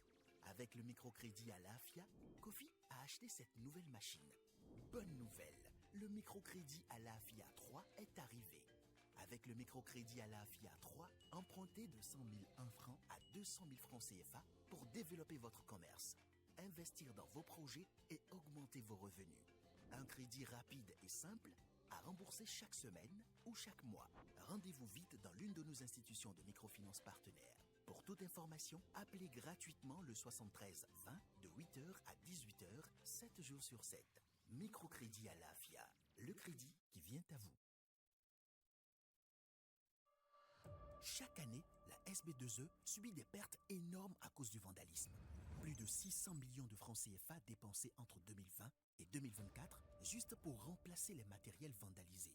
En 2023 seulement, plus de 200 millions de pertes. Derrière ces chiffres, il y a des réalités douloureuses.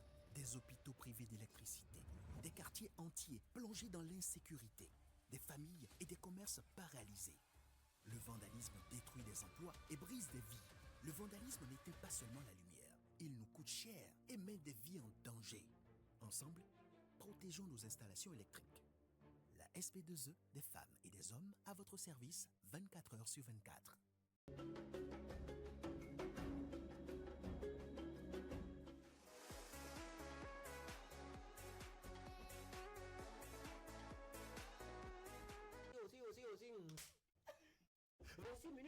Donc il était vraiment rigoureux avec vous. Rigoureux, vraiment rigoureux avec nous. Sinon, déjà à 7 ans, on a commencé la musique, on pouvait aller dans le décor.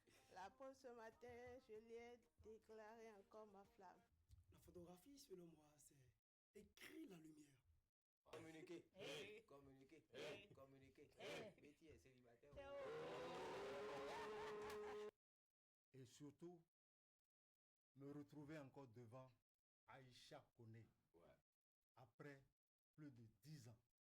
J'ai vu un homme qui a été battu par sa femme. On a montré la photo, c'était horrible. Et je me suis dit, mais il attend quoi? Quel ONG s'occupe de ces cas-là?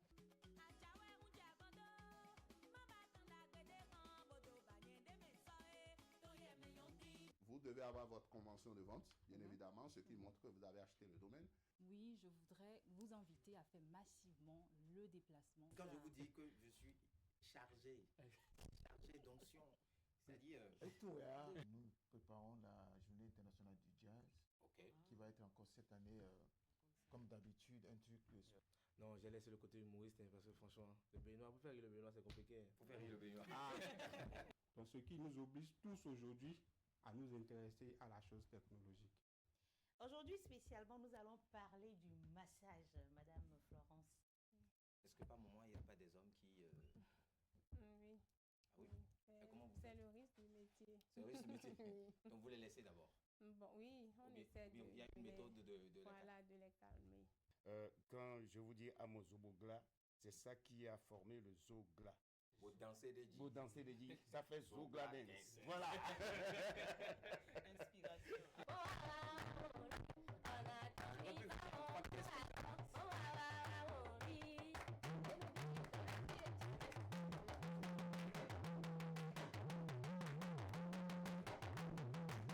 On va checker la liste. Oui ou non? Moi, heureusement que j'ai jamais eu d'ex. Oh, le ciel va tomber. Ensuite, la tête va tomber. Prends bien soin de moi, chérie, ne me néglige plus. Bravo. Merci à toute l'équipe. Vous êtes tout simplement formidables. On se donne rendez-vous mercredi pour une nouvelle aventure sur Le Plein de Midi. Au revoir. Au revoir.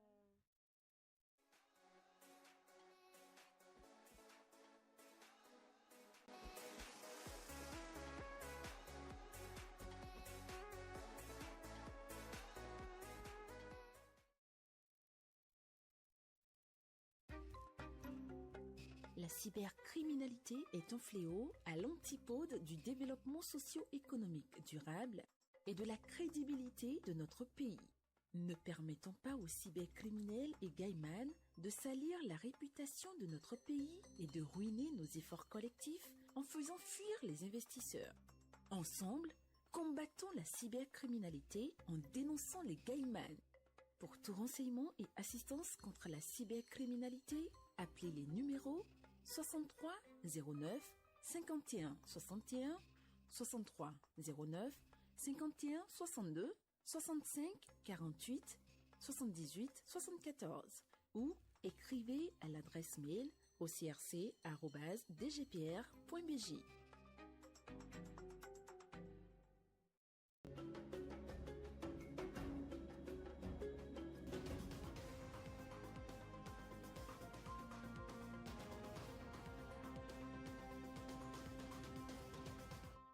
De la société civile et surtout des médias qui aussi ne s'engagent pas, mettons, dans le jeu afin de l'expliquer suffisamment aux populations. Je pense que ceux qui nous ont entraînés dans la fièvre du renouveau démocratique en 90 ont fait ce qu'il fallait, ce qu'ils pouvaient, mais aujourd'hui que nous avons avec le recul constaté tous les problèmes qu'il y a autour, nous pouvons commencer à les corriger courageusement et redonner le pouvoir aux citoyens électeurs. Il faudra aussi montrer l'exemple. Et on n'a pas l'impression que nos aînés nous aident beaucoup. Ils ne nous aident pas parce qu'ils ne peuvent pas faire autrement. Ceux qui s'opposent à un gouvernement ne s'opposent pas à ce gouvernement-là forcément parce que le pays recule. Ils s'opposent à ce gouvernement-là peut-être parce qu'on leur demande de le faire. Il y a des télécommandes qui disent ce président-là, il faut l'arrêter. Celui-là, il faut faire en sorte qu'il dégage. Et celui-là, il faut faire en sorte qu'il n'atteigne pas, qu'il ne réussisse pas tel projet. Vous voyez? Donc, il y a de ces choses-là qui se font avec les nationaux. Et c'est pour ça que les hommes politiques doivent faire attention à travailler pour le pays plutôt que pour d'autres intérêts qui ne sont pas des intérêts nationaux. Alors, l'Afrique de l'Ouest a un problème avec la démocratie ou c'est plutôt Jacques Chirac qui avait raison en disant que la démocratie est un luxe pour les Africains? La réponse à cette problématique pourrait se trouver un peu dans ce que disait le professeur Maurice Aranz-Oglélé lorsqu'on faisait la popularisation de la nouvelle constitution de 1990, 90, oui. où il disait que il faut absolument qu'avec le vent qui souffle là, pour qu'on ne soit pas dépassé par les événements, qu'on fasse en sorte que les fondamentaux de la démocratie soient enseignés. Que la Constitution soit enseignée à partir de l'école primaire. Que les questions touchant aux droits de l'homme soient enseignées à partir de l'école primaire jusqu'à l'université. De façon à ce que le citoyen ait l'élévation mentale nécessaire pour comprendre au fur et à mesure que les tests qui ont été désormais adoptés appellent de la part du citoyen un certain comportement.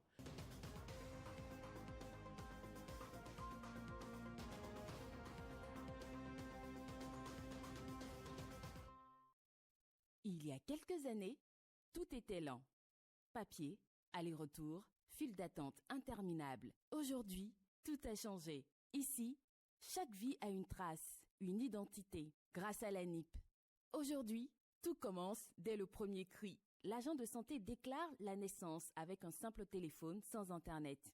Les parents finissent au guichet du centre de santé ou à la mairie pour la complétude des informations et l'enregistrement de la naissance. En moins de 48 heures, ils reçoivent le numéro personnel d'identification, le NPI, par SMS et peuvent demander l'acte de naissance en ligne. Moi, je trouve cela magique. Naître, avoir une existence juridique sans protocole, parce qu'on a la chance d'appartenir à une nation dont les dirigeants ont de la vision et la volonté politique. Depuis le 1er avril 2021, chaque enfant reçoit son NPI dès l'enregistrement de sa naissance au Registre national des personnes physiques. Ceux nés avant cette date l'obtiennent à travers le RAVIP. Je me souviens du jour où j'y suis allée. Mes données biographiques, mes empreintes, ma photo, ma signature, tout a été enregistré. C'était plus qu'une formalité. C'était la reconnaissance officielle de mon identité par mon pays. Grâce à cela, j'ai obtenu mon acte de naissance sécurisé, ma pièce d'identité, j'ai pu acheter et enregistrer ma carte SIM et à 18 ans, mon nom est apparu automatiquement sur la liste électorale. Et puis est venu le jour où je me suis installée et ai déclaré mon chez-moi. Avec mon NPI et celui de mon témoin, le chef de quartier a déclaré ma résidence en quelques secondes directement depuis son téléphone, sans Internet, grâce à un simple code USSD. Ma résidence était alors mise à jour dans le Registre national des personnes physiques. Ainsi, l'État sait où nous sommes pour mieux nous servir. Moi, j'appelle cela la proximité numérique. Quand Dosso a décidé de m'épouser, nous n'avions besoin que de nos NPI et de ceux de nos témoins. L'officier d'état civil a déclaré notre union dans le système ANIP.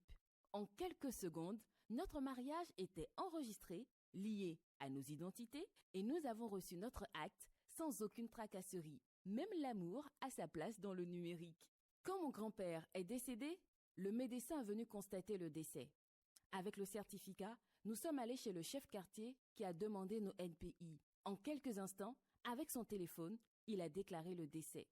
L'ANIP a délivré l'acte et mon grand-père a été inscrit au fichier national de l'état civil comme décédé et automatiquement radié de la liste électorale. Les registres se mettent à jour en temps réel pour que chaque vie soit respectée et comptée. La vie continue et parfois la mémoire nous joue des tours. On oublie son NPI?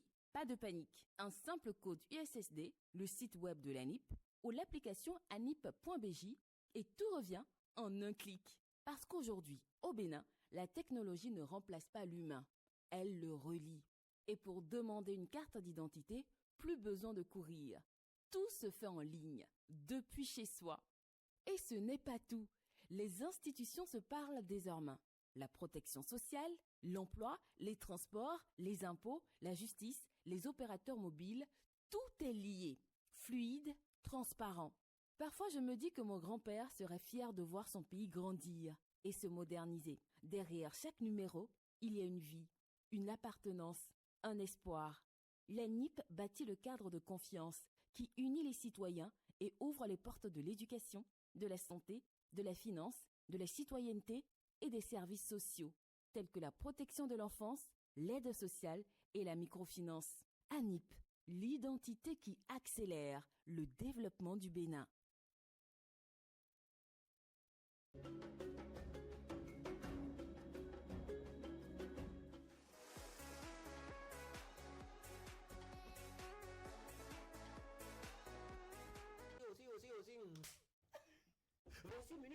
Donc il était vraiment rigoureux avec vous. Rigoureux, vraiment rigoureux avec nous. Sinon, déjà à 7 ans, on a commencé la musique, on pouvait aller dans le décor.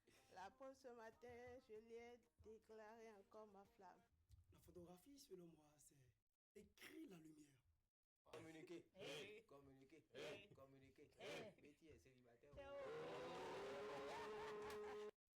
Et surtout, me retrouver encore devant Aïcha Koné. Après plus de 10 ans. J'ai vu un homme qui a été battu par sa femme. On a montré la photo, c'était horrible. Et je me suis dit, mais il attend quoi? Quel ONG s'occupe de ce cas-là?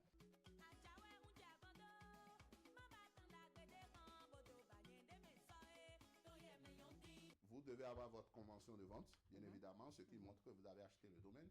Oui, je voudrais vous inviter à faire massivement le déplacement. Quand je vous dis que je suis chargé d'onction, c'est-à-dire... Nous préparons la journée internationale du jazz, qui va être encore cette année, comme d'habitude, un truc... Non, j'ai laissé le côté humoriste, hein, parce que franchement, le Béninois, pour faire rire le Béninois, c'est compliqué. Pour faire rire le Béninois. Donc, ce qui nous oblige tous aujourd'hui à nous intéresser à la chose technologique. Aujourd'hui, spécialement, nous allons parler du massage, Madame Florence. Est-ce que par moment, il n'y a pas des hommes qui... Oui. Ah oui. C'est le risque du métier. C'est le risque du métier. Oui. Donc vous les laissez d'abord. Bon, oui, on essaie de... Il y a une méthode de voilà, de les calmer. Quand je vous dis Amozobogla, c'est ça qui a formé le Zogla. Vous dansez des djis. Vous dansez des djis. Ça fait Zogla dance. Voilà. Inspiration.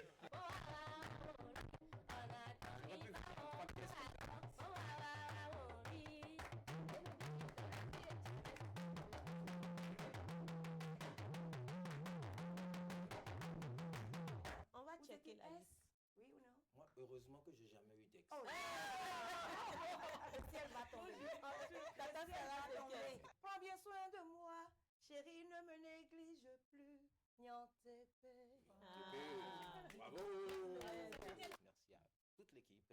Vous êtes tout simplement formidables. On se donne rendez-vous mercredi pour une nouvelle aventure sur Le Plein de Midi. Au revoir. Au revoir.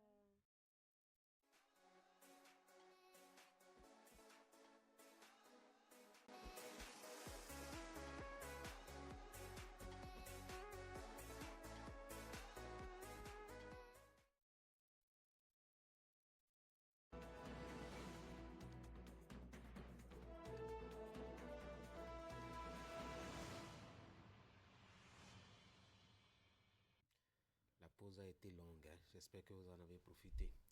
Nous allons lancer maintenant le moment de discussion. Eric, bonjour. Eric, bonjour. On va Bonjour s'intéresser un peu à l'actualité au Sénégal avec justement Bassirou Diomaye Faye qui a annoncé la création de son prochain parti politique, le Riche. Oui, c'était prévisible. Depuis un certain temps, on sent que cette tension entre son ancien ami, devenu aujourd'hui président de l'Assemblée nationale, ça ne va plutôt plus, le courant ne passe plutôt plus. Et le président, vous le savez, en Afrique, quand le président n'a pas une base politique solide, il est difficile pour ce chef de l'État de faire passer ses réformes. De l'autre côté, on a vu cette proposition de loi sur la révision de la Constitution qui est en train d'agiter l'opinion publique au sein du Sénégal, au Sénégal. Et surtout au niveau du PASTEF, Diomaye Faye a compris qu'il n'a plus véritablement le soutien de la plupart des militants, mais il sait quand même qu'il y a certaines personnes qui lui sont toujours loyaux, qui lui sont fidèles. Et là, il veut créer un mouvement avec exclusivement certains acteurs politiques qui lui seront loyaux et qui peuvent peut-être l'aider à avoir ce qu'on appelle la politique militante afin d'assurer une base politique sérieuse pour faire passer ces réformes. C'est une initiative louable, certes, mais la question est de savoir, est-ce qu'il pourra véritablement asseoir cette base-là? Pourquoi est-ce que c'est louable? C'est louable parce que, vous savez, quand vous ne vous retrouvez plus en odeur de sainteté avec celui par qui vous êtes venu, parce que qu'on le veuille ou non, nous avons un pouvoir asymétrique au Sénégal, un pouvoir avec un chef d'État qui a été positionné grâce à quelqu'un d'autre, un autre acteur politique. Donc on a vu un président élu, mais politiquement la base est acquise à celui qui l'a fait asseoir, qui était son premier ministre, qui aujourd'hui est en dissidence avec lui et qui s'est retrouvé président de l'Assemblée nationale. Donc vous comprenez que si le président n'arrive pas à avoir sa propre base politique, il aura du mal à faire passer ses réformes. Déjà qu'au sein du PASTEF, il est sérieusement décrié et on ne sent plus que les accordéons les violons sont accordés du moins à ce niveau-là. Donc je pense qu'il n'a plus que cette option-là. Les Diomaye, les amis de Diomaye pourront l'aider à pouvoir asseoir. Donc, il y a 3 options. La première option, c'est que finalement, il arrive à créer ce parti et réussit justement les élections locales qui vont se dérouler en 2027 pour pouvoir avoir sa base à lui. Soit il essaie simplement de ne pas retrouver cette légitimité confortante dont il a besoin pour pouvoir asseoir ses bases, et finalement, il va se faire griller par l'appareil législatif, ou, troisième option, il sera obligé de composer, malheureusement, avec ce camp qu'il a combattu aux côtés de Ousmane Sonko, ce camp qui était de l'opposition, qui est de l'opposition aujourd'hui, mais qui fut la mouvance de Macky Sall, et aujourd'hui va se retrouver dans une forme de régime centraliste, et je me demande quelle est véritablement l'image que va dessiner désormais Diomaye et le Sénégal. C'est quand même dommage pour une équipe qui a créé la rupture en 2024 et une équipe à travers laquelle la jeunesse sénégalaise s'est retrouvée en disant que c'est vraiment une rupture avec un système et qui malheureusement, on constate que ce duo s'est érigé aujourd'hui en un duel politique alors que les problèmes de la société sont toujours là. Nous sommes face à une guerre idéologique, une guerre de politique, une guerre de personnes et je dirais plutôt une guerre d'ego. C'est simplement dommage. Eric? Non, je pense que autant Diomaye Faye n'avait pas prévu ce qui se passe aujourd'hui, autant Ousmane Sonko non plus n'avait pas prévu cela. Je suis certain que autant ils étaient convaincus qu'ils allaient trouver les forces nécessaires, les moyens, je dirais, les plus amicaux pour la gouvernance de l'État. Ils ne pouvaient pas s'imaginer qu'ils allaient se retrouver dans un tel conflit aujourd'hui. Donc, dans ce contexte, chacun essaie de faire avancer ses pions. Nous avons vu comment Ousmane Sonko est passé de Premier ministre justement au président de l'Assemblée nationale avec un contrôle absolu du Parlement, ce qui lui a permis justement d'aller vers cette modification constitutionnelle. Donc, on voyait vraiment Ousmane Sonko pousser ses pions. Alors, qu'est-ce que l'autre allait faire? Il n'allait quand même pas rester les bras croisés. Je pense qu'il a regardé aussi de son côté. Il essaie de voir ce qu'il peut faire pour contrôler, ne serait-ce aussi qu'une partie du champ politique sénégalais.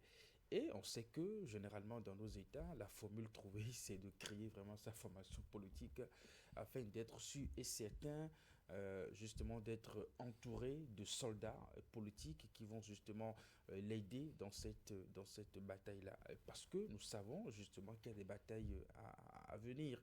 Et on sait que politiquement aussi, Sonko a quand même un peu d'avantage par rapport à Diomaye Faye. Donc, il lui faut maintenant presser les pas pour récupérer, je dirais, ce qu'il peut récupérer au plan politique en mettant en place cette formation politique qui va sans doute porter sa vision politique, aller davantage auprès des Sénégalais pour réduire autant que cela se peut la surface d'Ousmane Sonko au plan politique. Donc, c'est de bonne guerre. Nous savons que Diomaye Faye a une certaine faiblesse au niveau du Parlement.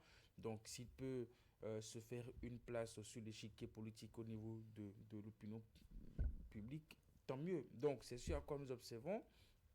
Et c'est vraiment dommage, un peu comme l'a dit Ulrich, parce qu'après les élections, il y avait un tel enthousiasme qui entourait je dirais, la victoire de cette élection et qui projetait véritablement le pays dans une gestion d'amitié entre les deux hommes.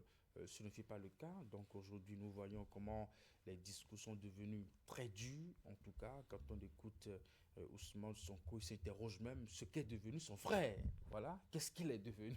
Donc voilà, c'est la politique qui nous donne à voir tout ça. C'est bien dommage.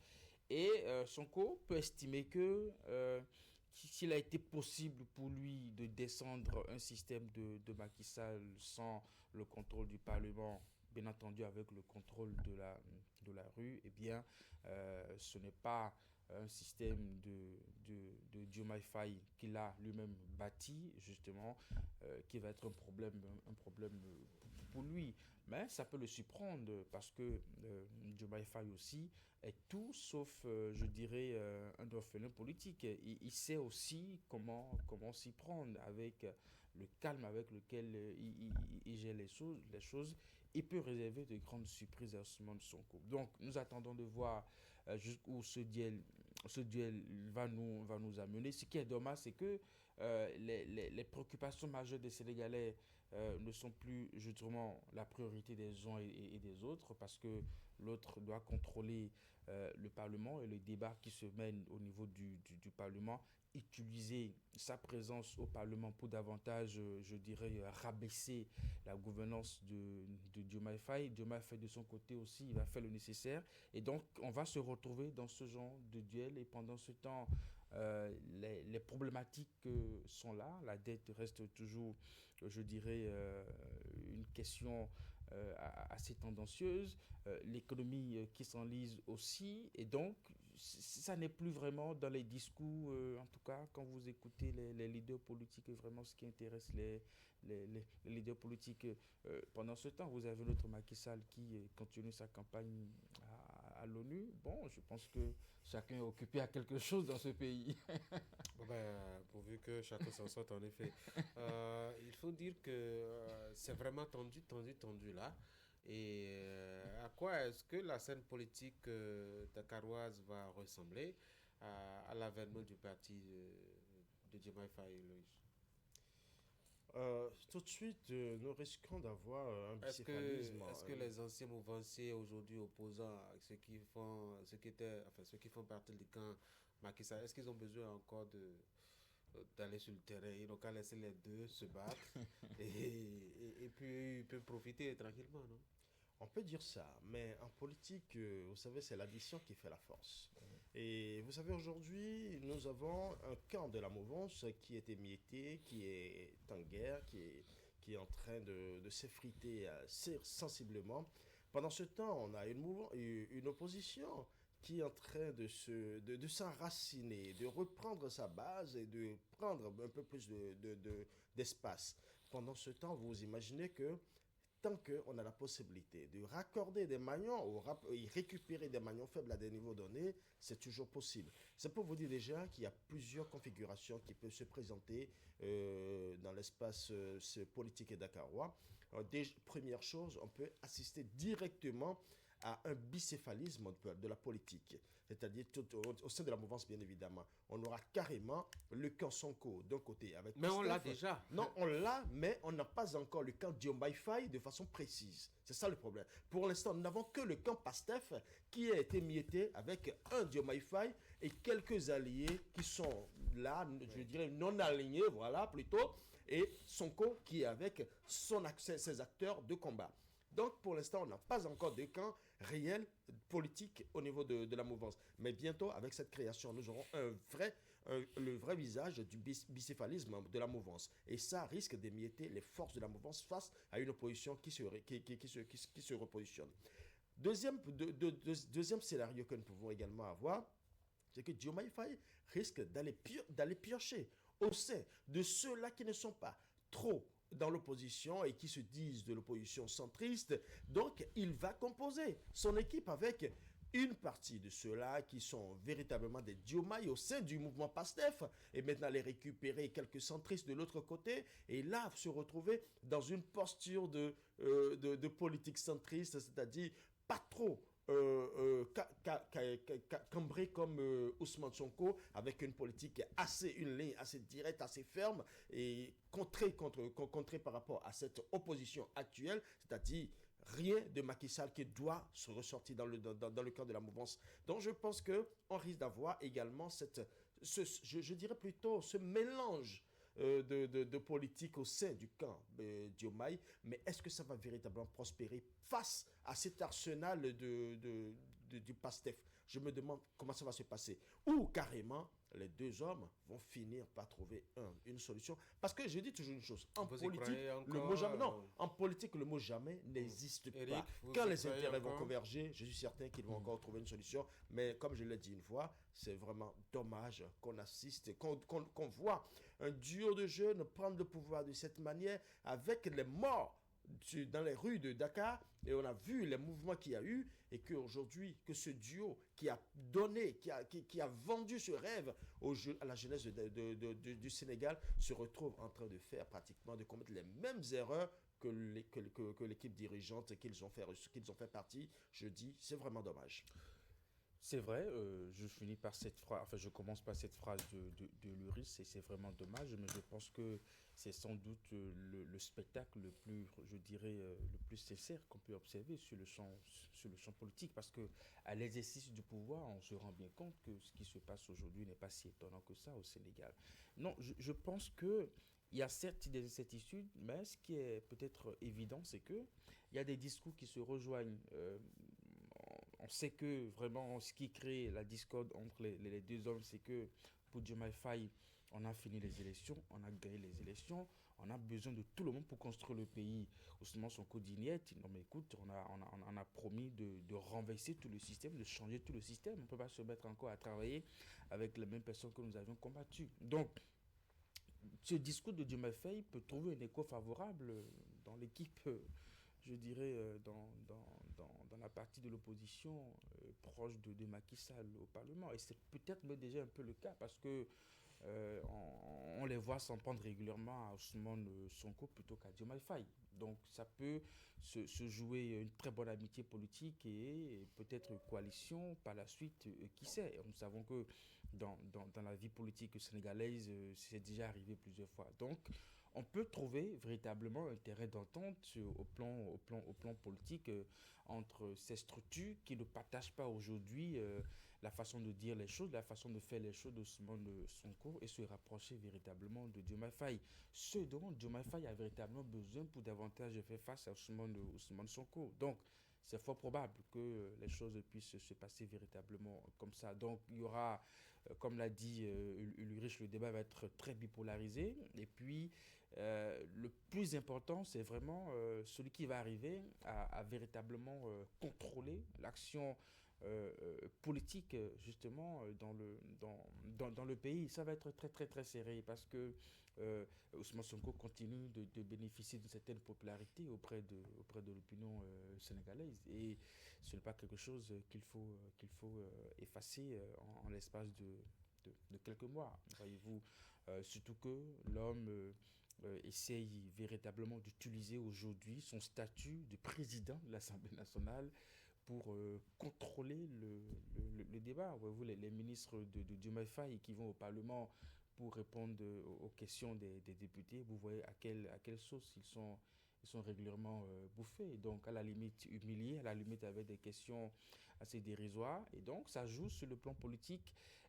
Peut-être que cela peut susciter un dégoût auprès des Sénégalais qui vont peut-être se dire à un moment donné à Ousmane Sonko, écoute, man, voilà. Mais il me semble qu'ils sont aussi très friands de ce genre de rôle, de ce genre d'activisme politique, que ce soit à l'Assemblée nationale, mais aussi au sommet de l'État.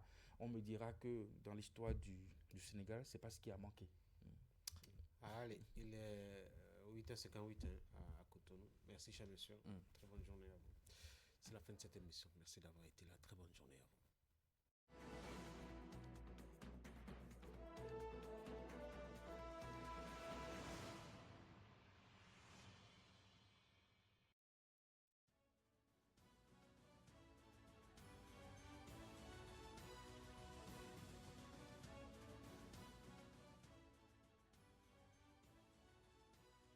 Bonjour, mesdemoiselles, mesdames et messieurs.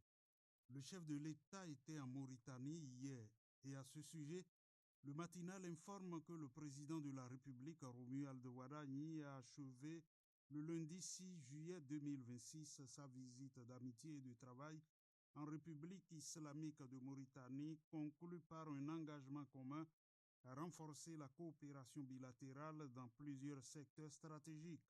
Fraternité indique que le président de la République et son homologue mauritanien ont échangé autour du renforcement de la coopération bilatérale entre les deux pays. Leurs discussions directes se sont axées sur l'économie, la connectivité, la sécurité et l'intégration régionale. Les deux chefs d'État ont harmonisé leurs points de vue pour une action concertée afin de garantir la paix, la stabilité et le développement en Afrique. À la fin de sa visite, Romuald Ouadani a salué la fraternité et l'accueil chaleureux du peuple mauritanien. La nation pointe que pour le Bénin comme pour la Mauritanie, le renforcement des liens bilatéraux apparaît ainsi comme un levier important pour promouvoir les échanges, encourager les investissements et soutenir les ambitions de développement des deux pays. Décryptage Info, de son côté, informe que l'ex-président de l'Assemblée nationale, Louis Vlavonou, a présenté sa démission de son mandat de député afin de rejoindre le Sénat en qualité de membre de droit. Cette décision intervient dans le cadre de l'installation progressive de la Chambre haute du Parlement béninois. Ne pouvant pas cumuler les deux fonctions parce que incompatibles, Louis Vlavonou vient de démissionner de son mandat de député. Écrit La Nation, il quitte l'Assemblée nationale, la Chambre basse pour siéger au Sénat, la Chambre haute du Parlement béninois après y avoir passé 20 ans, dont 6 ans, 8 mois et 22 jours au perchoir. 8e et 9e législature. Ce parcours fait de lui le plus ancien des députés de la 10e législature. C'est justement sous sa présidence, fait observer Fraternité, que de courageuses réformes ont été entreprises pour le développement de l'institution. Il s'agit entre autres de la dynamisation de l'administration parlementaire par la création d'autres directions comme la direction des services de l'information et de la communication et la création de structures techniques pour la transparence dans la chaîne de passation des marchés publics. Et puis à en croire La Nation, après la décision de l'interdiction des pesticides Sniper au Bénin, les autorités ont entrepris leur retrait systématique des marchés. Ainsi, des équipes du ministère en charge du commerce intérieur ont sillonné les allées du marché d'Antokpa à Cotonou hier lundi. Leur mission consiste à identifier les vendeurs détenant encore des produits Sniper, à les retirer immédiatement de la vente et à informer les commerçants de leur interdiction sur le territoire national. Face aux agents de contrôle, plusieurs revendeuses ont promis de se conformer à la décision des autorités. Et l'autre chose qui nuit à la santé humaine, c'est comme l'indique Fraternité, la prise quotidienne de bière fraîche.